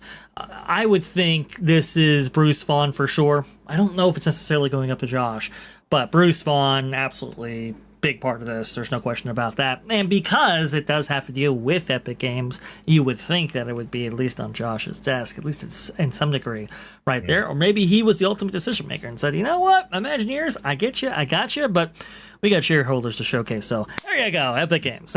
We get their little showcase there. It could very well be that. I'm not quite sure, but certainly this went up because if Imagineers are having problems with it internally, somebody had to be the deciding force on this, and management got their way. Long Rua, though, he's coming on in here, getting his way with 50,000 Vietnamese dong. Thank you so much for that. The Kingdom Hearts panel at D23 reminds me, had Tom Sawyer being replaced with Destiny Island, people would have been more willing to give it a chance. That's an interesting point right there. Yeah, there could have been so many different things that they could have done to preserve Rivers of America. I would have hoped that they would have at least gone forward to showcase those ideas. But, it wasn't just about maintaining Rivers of America. It was about maintaining the Liberty Bell and the river itself and all of this kind of stuff. And it's like, you know what? ROI, not ROA. ROI, we can get more by just filling it with attractions. And that's what they're going to do. Long Rua coming in here with another 50,000 Vietnamese dong.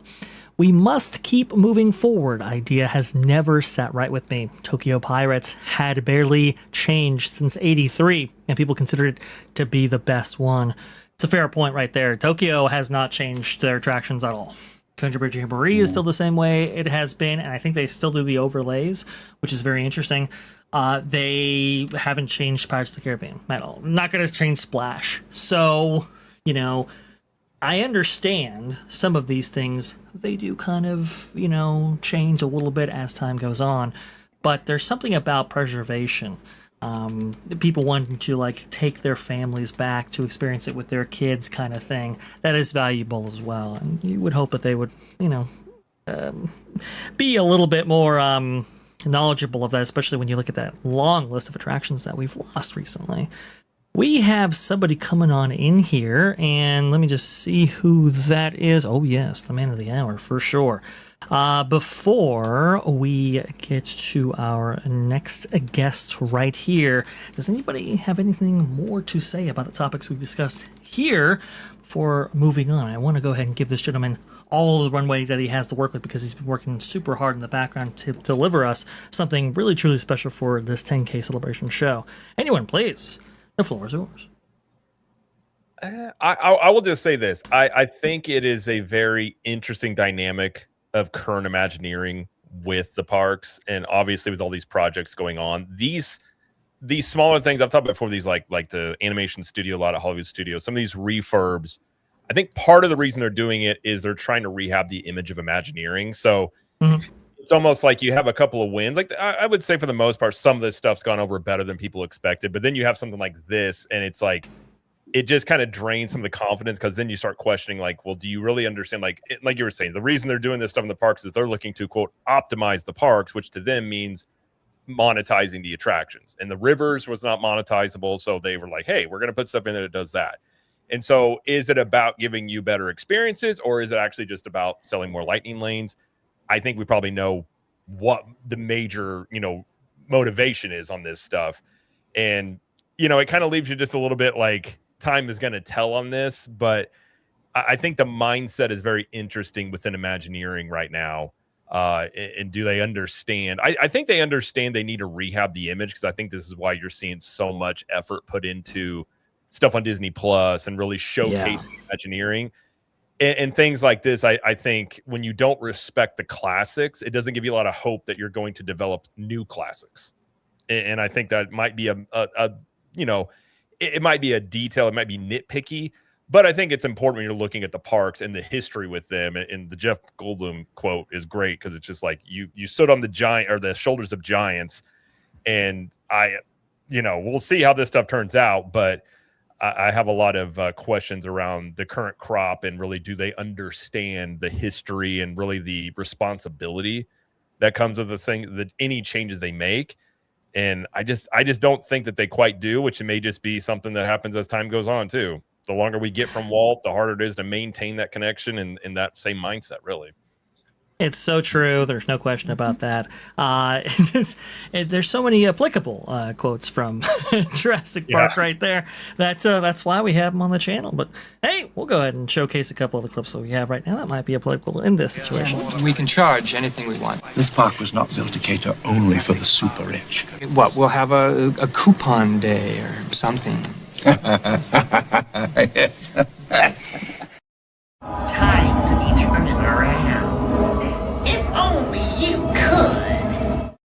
Reducing costs is not necessarily one's favorite thing to do in running a company.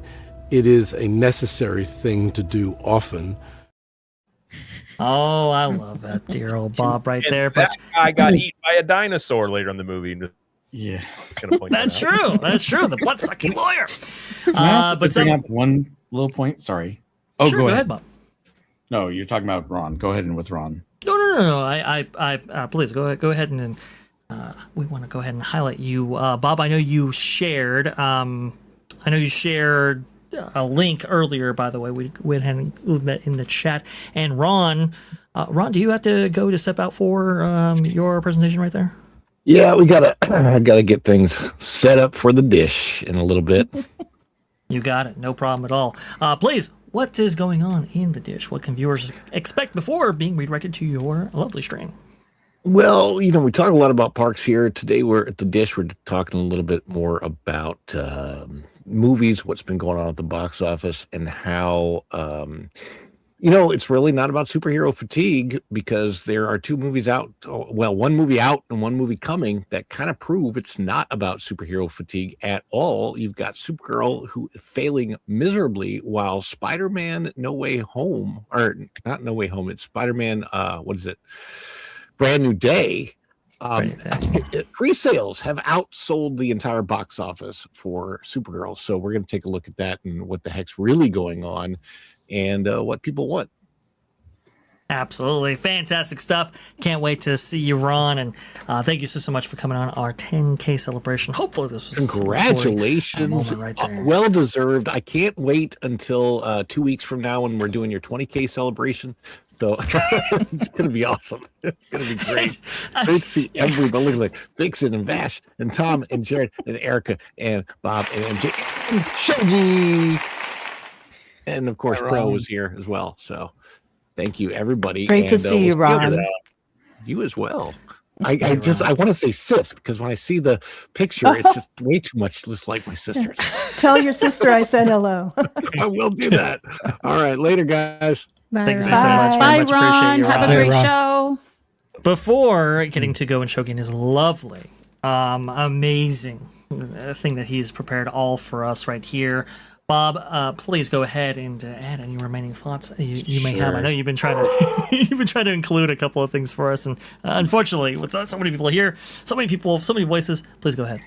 No worries. So one of the things I do want to bring up, with Josh Tomorrow becoming the new CEO, and I know he's been in the position for a few months, but when you think about things like the animatronic pirate, unfortunately, he's going to probably get some flack for it, even though he probably really didn't have much to do with it because this has been in the process for quite a while. And if you guys remember, one of the things that drove me nuts is when Bob Iger stepped down and we had, the other Bob come in.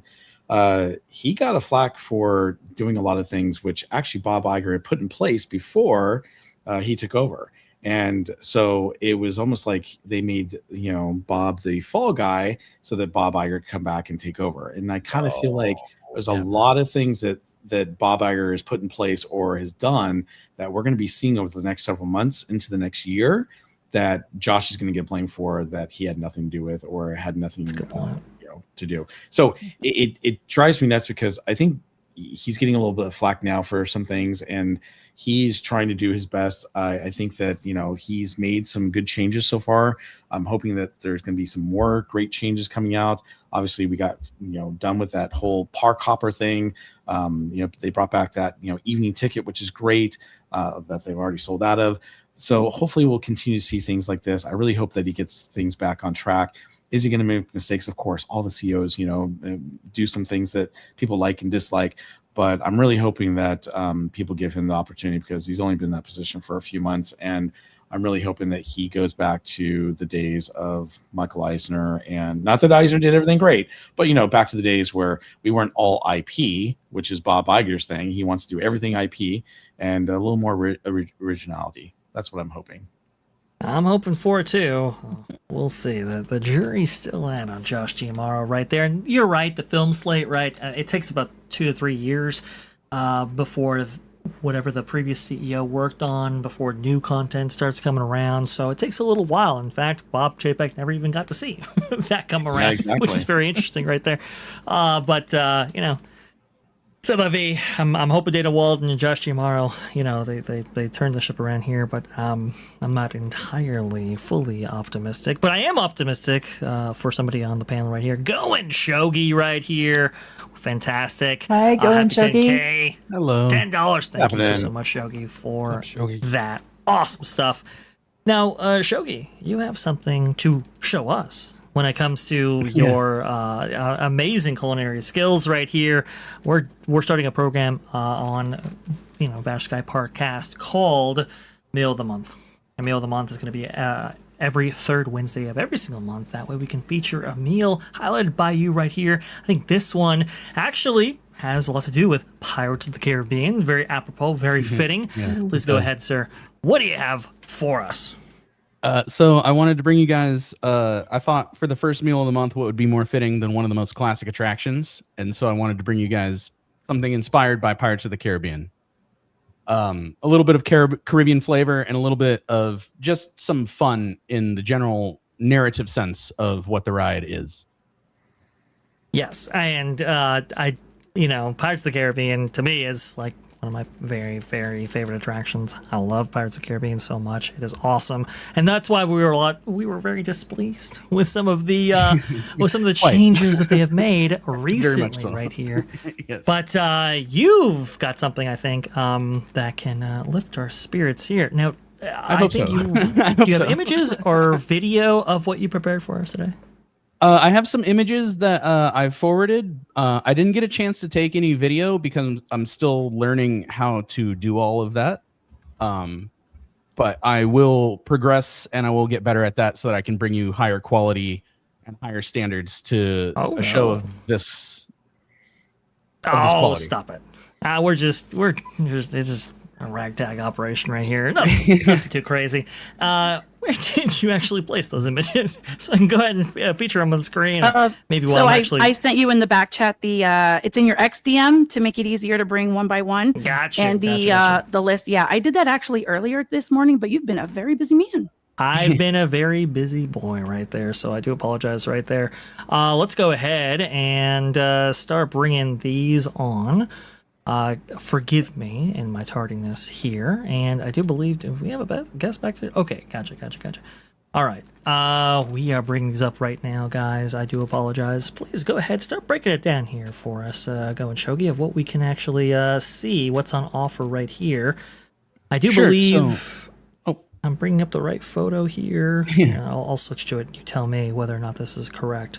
Is this that one correct? is that one is correct? Yeah, that's the one to start with. Yeah. Okay. Cool. Yeah. So I wanted to follow the narrative a little bit, even though this isn't Caribbean. This is Pirates of the Caribbean. So I wanted to start with a little bit of like the Blue Bayou. So this is Monte Cristo dippers. So these are your classic Monte Cristo, but I cut them into little fingers and bite-sized pieces with some fresh raspberry jam so that everybody can have a little bite, but you don't necessarily have to have the whole sandwich to get the flavor of the Blue Bayou.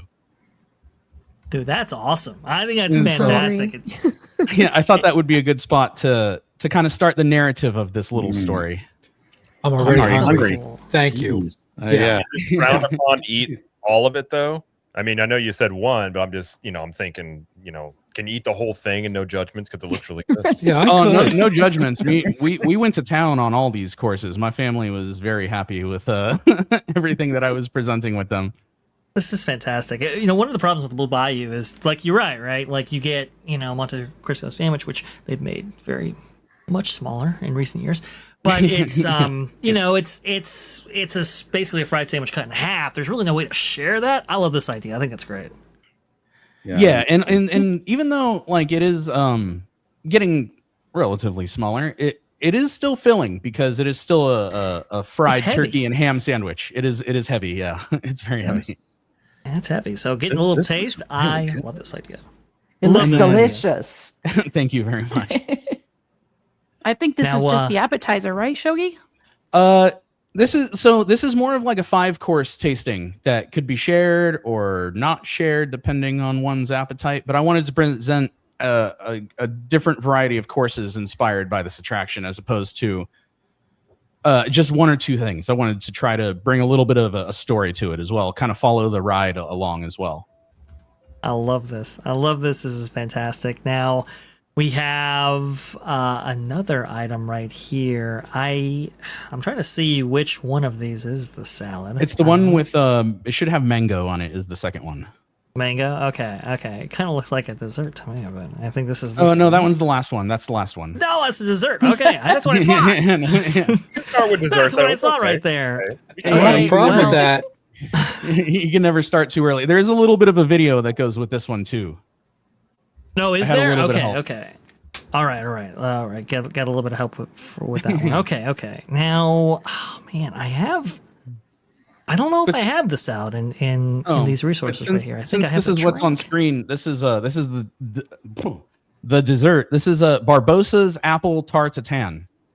And so I wanted to also give something for the people who may not be too familiar with the ride, but they are familiar with the movie. And there's a very iconic scene where he eats an apple. And so I wanted to provide a dessert that was kind of inspired by that, very classic French, since a lot of the Caribbean is very heavily French inspired. I wanted to do a tartatan. And if you have the video, I also soaked it in rum and set it on fire because of the burning city. What? Wait. Me being a rum connoisseur, man? Yeah. No. Well, you can't have no rum. It's the Pirates of the Caribbean. Where's the rum? It's all in the apple tart. It's in the Pirates of the Caribbean. Okay, all right. I think I do have the video right here. Now my mouth is watering. Wow. Here, my sister helped me out. It's very little, but I think you can see a little bit of the flame there. Yeah. Bring on the pyrotechnics. Yeah. Fantastic. Well, if you like to have your dessert before your meal, well, I think but this is a fantastic order. Very classic tartatan, a brown sugar caramel, I put some Granny Smith apples that I've cored and peeled in that, and I really reduced them down and cooked them so that their juices could really marinate with the butter and the caramel. And then you top it with some puff pastry, and then you brown it in the oven until it's golden. And so you get like a nice little sticky apple treat on the top and a little bit of crispy puff pastry at the bottom. And the classics are a classic for a reason. You gotta love them. Fantastic. I love this. This is outrageous. Fantastic stuff. Now we have the salad here. So right? this one, yeah. So following the Blue Bayou, once you go down the drops, you end up looking at an island where there's a crab staring at a skeleton, as well as in the treasure room. So the crab salad is to represent the first island that you see, and the crab is essentially the first character that you see. And then the mango is to represent the gold and the treasure room. And then I also added a little bit of fresh radish for some crunch, and also to kind of provide the illusion of gems. I love this. This is fantastic. It's so thoughtful. There's so much story here. It's actually what Disney of Culinary Past used to do a little bit more than they do now. I think this is absolutely a dish should be a Blue Bayou. This is fantastic.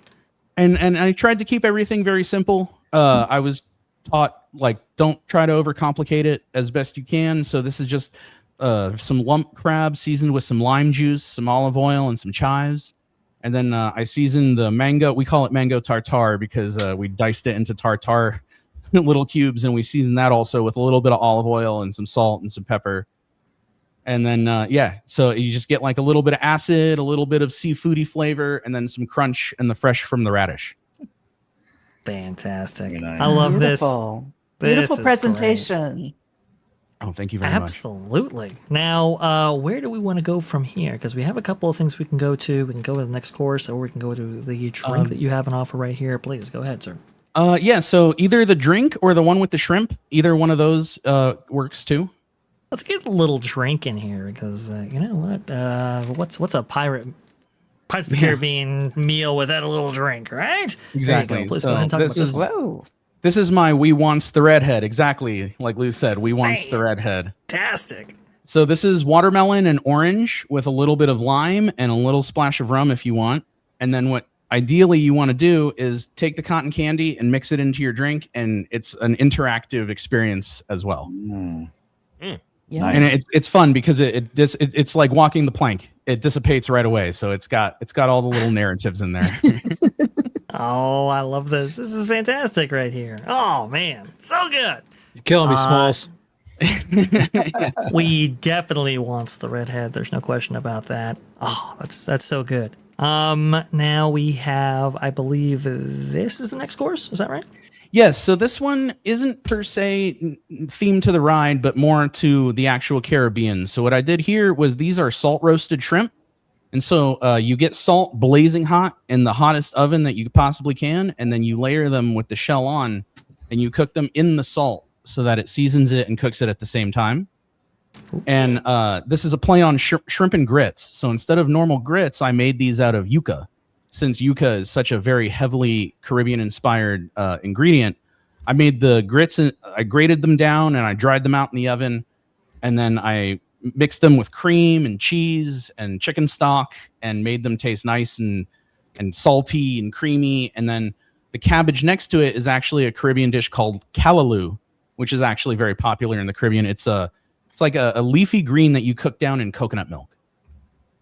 And so there's a little bit of like savory, and then the coconut gives you a little bit of sweet, and then you also got like the shrimp, which is salty, but then shrimp itself is also naturally sweet on its own. So I just wanted to provide a little bit of something that was more Caribbean than Pirates of the Caribbean as a course as well.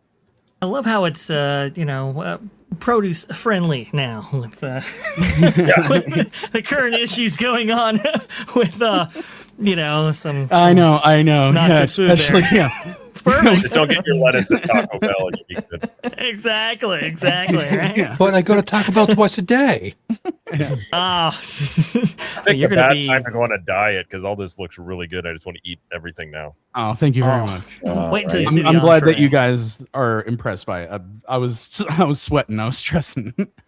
No, this Great looks job. phenomenal. I love how thoughtful it is, and I love how you keep on like, okay, it's Pirates of the Caribbean thing. It's Pirates of the Caribbean thing. We really have to lean into that. I think you just did a phenomenal job. Now this entree, though, I've been staring at it this entire time. You gotta tell me about this because this looks amazing. No, you didn't. Chocolate.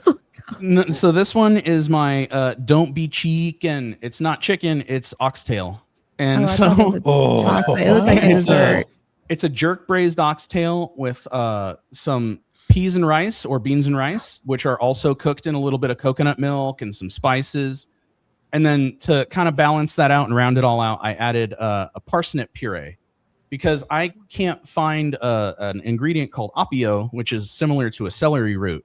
But what you can do is you can do a celery root and parsnip, which kind of similar, like they simulate the flavor of this ingredient. And so that's what I did here. So the oxtail is a play on don't be chicken. It's not a cheek. It's not chicken. It's an oxtail. And then I wanted to also bring that Caribbean inspired ingredient via the beans and rice as well as the parsnip puree. I freaking love oxtail. Oh my gosh. There is a place in town that has oxtail. Now I'm up to see if they have it on the menu tonight. I hate you right now. my sister crushed this plate. She was like, "This is good.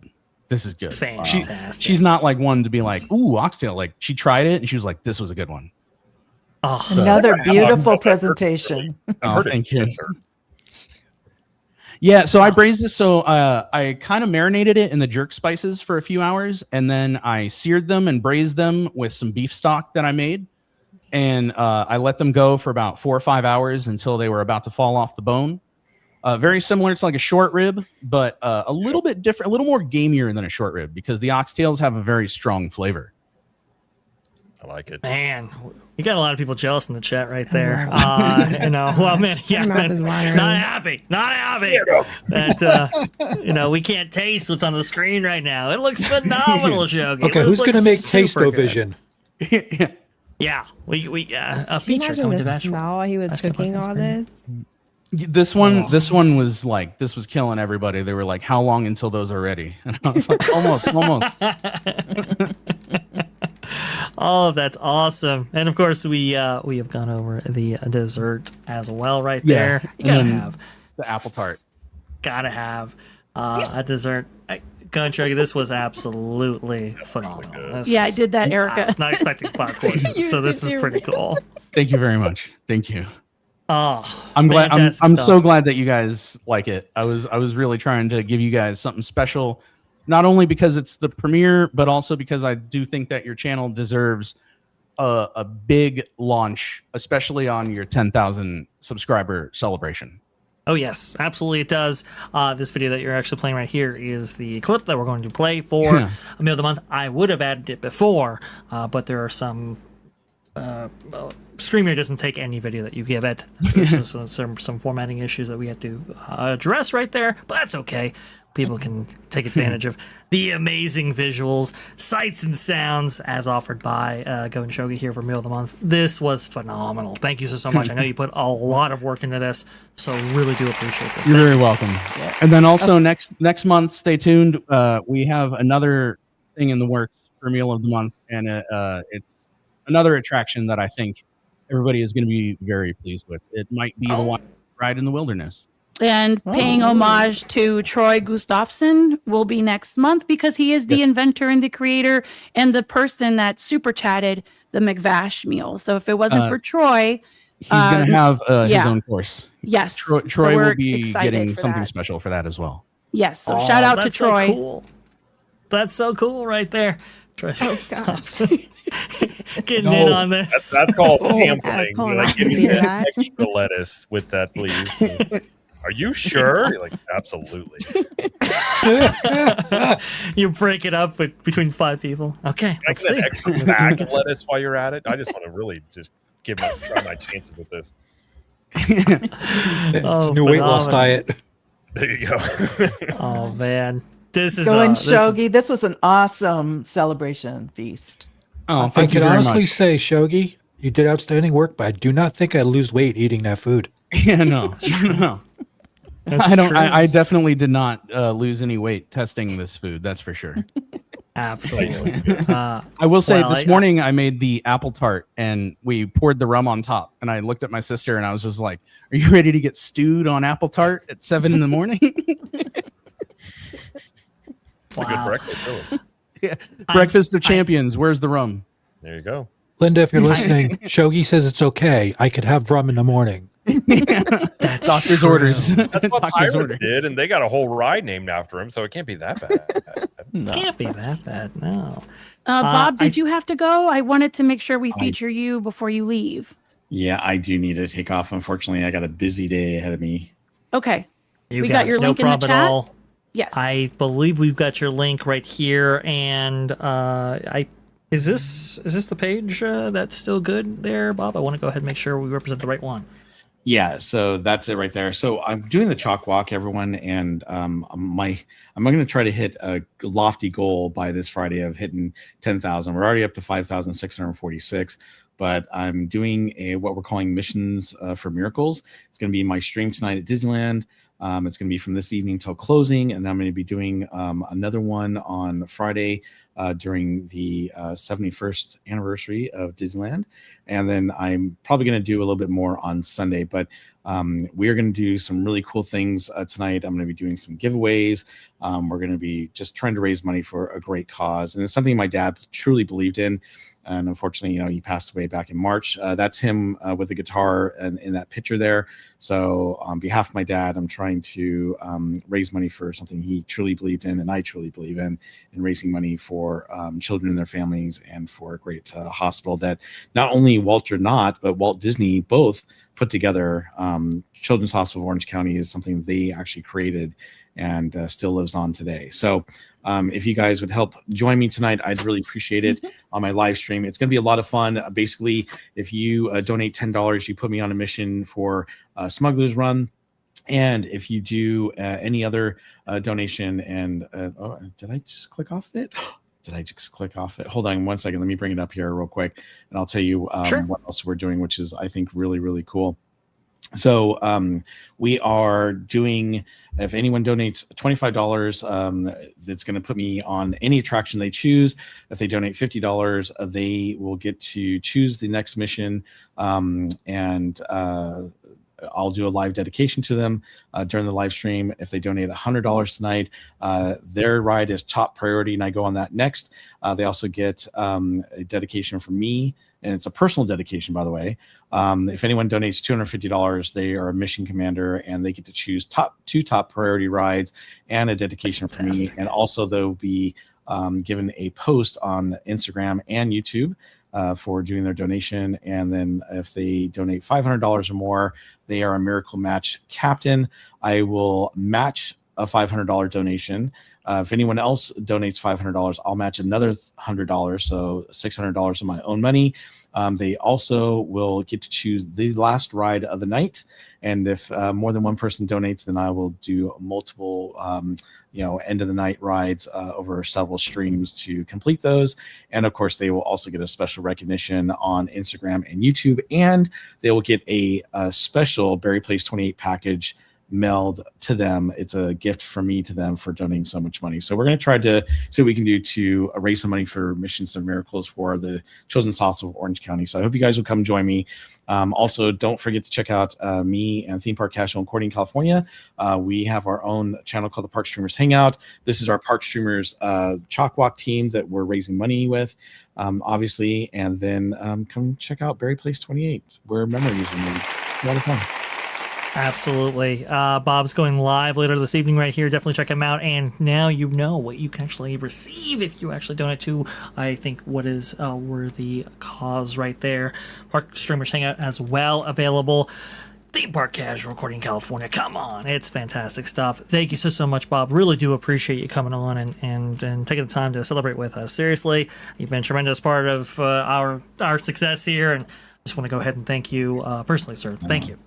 Thank you. And by the way, Vash, congratulations again on 10,000 subscribers. That's amazing. Go and Shogi. Always great to see you. And Tom, Vixen Sky, and Erika and Jared. It was a pleasure working with you today on the podcast and meeting you as well. So, and MJ, almost forgot MJ down there. MJ. she's got no picture. That's why I'm like, oh, MJ's down there. It's okay. I'm just I'm don't pay attention to the crazy person behind the curtain. No problem. Well, you'll be happy to know Hey, I that's got me. you set up for Nightbot though, MJ. So I'm all come over hang the out with us place tonight. trying to make sure everything goes smooth today, but we love you, Bob, and we are here to support each other, and this is fantastic. Thank you so much for being here with us today.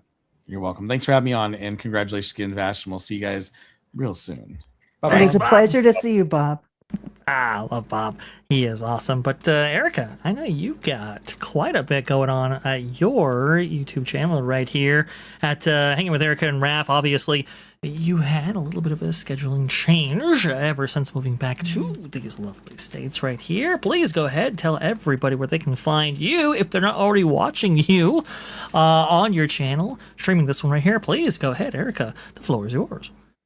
Yeah, so our channel is Hanging with Erika and Raph, which if you do not know who we are, that is myself and my husband. We started our channel in Germany. We've started with vlogging and now we've kind of migrated to just streaming once a week, Fridays at 5 p.m. Mountain Time. I still have to get used to that, not on German time anymore.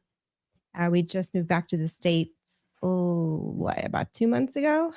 And we're still adjusting, literally still getting things situated. But yeah, that's kind of the short and yeah, it's straight to the point. Yeah, short and straight to the point. It's we're still trying to figure out what to do with the channel, what direction to go in. And yeah, we had to drastically change because Raph does work during the day. He's got a day job. He works for the Army. So we had to do a whole schedule change to Friday later in well, for us, it's 5 p.m. But for all of our folks in Eastern time, I know it's like 7 p.m. for you guys. But we just sit around with friends. We call the stream Brewed Banter, and the idea behind it was you bring your brew, coffee, tea, beer, and we just talk about anything and everything under the sun. There's no specific niche. It's just hanging out with friends and having a good time. So we may or may not talk theme parks. I know we just had a 6-day road trip across Texas to pick up our cars, and we had some Griswold stories that came out of that. So if you haven't seen those streams and you want to hear the crazy faux pas of this family and the luck that we have when it comes to these things, check out our stream from last week and 2 weeks ago because it's like a part 1, part 2 series. Yeah, I hate road trips. You're perfectly fine there. You might see why once you hear the stories. But yeah, the show we're scheduled for this Friday and we have no clue what we're going to talk about this Friday. So it's just come and hang out. Oh, it's no problem at all. I love Brewed Banter. I think it's a fantastic show, and glad that you're back in the States. It's phenomenal right there. Kit Kat coming on in here with a $10. Congratulations on 10K. Thank you so much. Very much appreciate you, Kit Kat. Very much appreciate all of you who've supported this channel. Kit Kat, I know you know we spent a lot of time on Vash and Vixen, by the way, this past Saturday. You were so good at giving us your stories right there, so any support, Yes. hey, very much appreciated. Yes, Thank we love you to so see much you, for Kit that. Kat. Absolutely. Also like to see Capture the Magic. Jared, you are next up here. Where can the people find you out there on this great big beautiful web? Who is that crazy guy in this channel? You can find me at Cap the Magic. I do usually daily videos talking about theme parks and entertainment. And then we have on Tuesdays, Theme Parking with Vash and Orange Grove 55. And I think when I get back from Missouri, I'm going to do like an afternoon stream on Fridays. That's kind of what I'm shooting for. Maybe like an end of week roundup. Because a lot of times by Tuesday and then till next Tuesday, there's been tons of stuff go on. So might be a good thing there, but we'll see on there. But yeah, that's where you can find me. And then if you do want some actual, you're looking for some tips for Disney World and Universal Studios Florida, how to have a good trip and all that stuff, you can check out CTM Podcast with my wife and I. And she's been going to the parks since she was like 2. So she's well-versed in all this stuff and everything like that. But that's where you can find me and just my random banter and rants about the theme parks, good or bad sometimes. Just kind of depends. Good, bad, or otherwise. I Yet love again, it. congrats on 10K.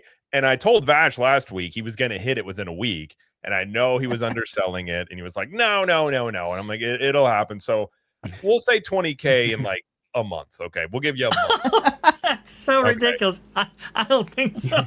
Listen, Get to work, you got a month. You hit it at the same time I hit 20K. We'll do a big old 20K bash on theme parking or something. And maybe we'll get OG involved in it. But no, it's awesome. And congrats on your growth. It's been a lot of fun to watch. And, contribute. Listen, the B-roll stuff is great. Vash is the B-roll master, and now I've also adopted it. So you're impacting channels all over the place, making the content better. So now I have a camera to capture even more B-roll. So that's become my side hobby. Fantastic. And by the way, great. The B-roll that we've all kind of compiled because we are working in the background to kind of like organize this madness that we have right here. But because of like OG, you, Jared, some amazing footage that people now get to see, and we get to talk over. I think it's phenomenal. I think it's awesome, and that Disneyland footage, all yours, buddy, for sure. Thank you so much, Jared, for coming on and being part of this. This is really, really cool. So thank you. I'll do something on the theme park, and if I do get some more milestones, but for right now, I am happy where I am at. Tom, obviously music maestro, music extraordinaire. If you love that tune at the intro of the Vash Sky ParkCast program right here, it's all thanks because of Tom. He is absolutely phenomenal. Please go ahead. What can we? What are you doing on TJ McNafee and other places? Well, on TJ McNafee, I have a couple of little things going on. Still going to do rocket launches. I've been kind of slacking on them because, my schedule and them have not aligned.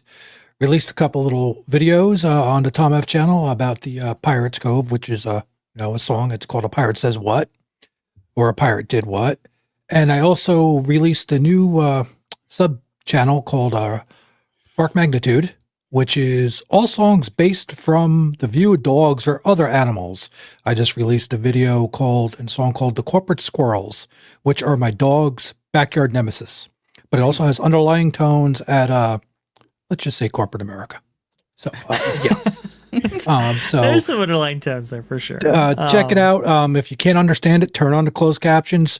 They are supposed to sing like squirrels. I did have a co-person help me on that. And she sings greatly in it, and the rest of it is squirrel banter, and it's kind of hilarious. So, and I got more coming. Stuff. Thank you so much, Tom. And thank you, Vash, and congrats. Absolutely. We'll have to feature more of your music in the future. I know we're working on something for a permanent for Vash and Vixen, so we're developing it still. Fantastic stuff. And Dude Man Cuz coming in here with the $9.99. Congrats, Vash. Thank you so much, Dude Man Cuz. Very much appreciate you. I've been meaning to thank you even more wholeheartedly because you donated so many gifted memberships last time. We were so caught up in the moment. It was so crazy. I want to make sure that you're a big part of our success right here. So thank you so much for supporting and for donating and doing everything that you're doing right here. Hey, the nice comments, lovely as well. Thank you so much, Two Man Cuz, for all of that. Go Shogi. Do we have a channel that you want to go ahead and spotlight right now? Do we have a link for that? I don't want to leave you out.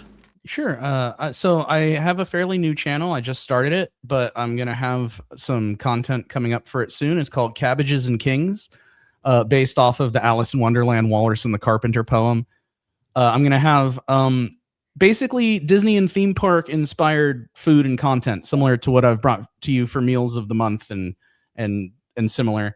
I'm going to start with Small World. I think I'm going to do the countries that you come across in order. I want to do a meal or a dish from each of those countries and then go through the ride and show how to cook it with video this time. I'll have video this time. I'll figure it out. That's cool. That's awesome. Oh, man, I can't wait for that. Going Shogi, cooking up some amazing stuff right here. Definitely check out Cabbages and Kings. I love the channel name. I think it's phenomenal. Awesome stuff. And thank you so much for this Meal of the Month. It was really good. Thank you for giving me the opportunity to present it to you guys. Absolutely. No question about that, good sir. We have, I think, Juliet come in here with the 2 British pounds sterling. Like, subscribe, share. I do agree with you. Definitely like and subscribe. And hey, if you can, become a member because we have some fantastic content with Vixen and I every single Saturday at 3 p.m. Eastern. Vash and Vixen. Vixen, what can you tell us? What can you tell us about the show and maybe pet of the week, if you could? Yes, we have a great show lined up for Saturday. We're going to do part 2, correct, of our Salute to America through all the Disney theme parks, and I also have some very unusual presidential pets for our pet of the week, like a one-legged chicken. Oh no. It is really, really interesting. Did Lauren leave the room? Is Lauren still there? You just might have got him excited. It's all about presidential pets because, well, obviously it is for members right there. Usually you'd be able to see this, but of course this is members only content. So definitely become a member today. I mean, I had a lot phenomenal success with the first Salute to America right there, going over stuff like Hall of Presidents and Lincoln. I think it was really cool. This time, American Adventure, Disney's America over there in Virginia, and a whole lot more. So you definitely want to check out the program for that. And also, too, we do have Pet of the Week as well, which you can go ahead and submit at vixensky007@gmail.com. That email right there. And include photos, pictures of your pets, maybe of you. Yes. With those videos, stories, all that. vixensky007@gmail.com. All right. And we do have, last but certainly not least, we have MagicalyMJ as well. She is producer extraordinary. There's been a lot to produce here on this show, so she's been doing a really, really good job with that. Please go ahead, MJ. Where can people find you out there? Yeah, I'm on X and Instagram. I also have a YouTube channel, and I've been trying to post on my community part of it to let everyone know where I'm going to be featured on as a guest. But I have some projects that I'm working on, and helping others chug along, and it's been great. Congratulations, Vash, on 10K. It's been a wonderful show. It has been indeed made possible only because of you guys both on the panel and obviously to you watching right there. Phenomenal stuff. I do think we are going to do a show tomorrow. I was saying, maybe not. I do think we are because there are some news stories that I'd like to get to. So I do think we have a program's worth there.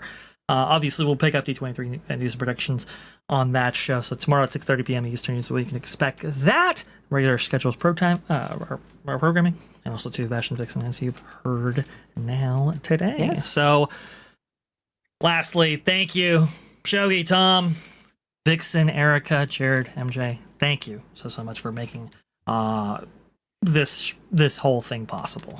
Without you guys, I don't think I'd be anywhere half close to 10K. They love you. Everybody loves you. You made this possible. Thank you. And thank you to all of you for watching. All right. I think that just about concludes our show. So let's go ahead and get out of here and get on over to Ron's amazing channel right there. Started a little bit late. Sorry about that. Had overlap there, but big celebration. A lot of people recognize. Thank you. And remember, folks, the sky is the limit.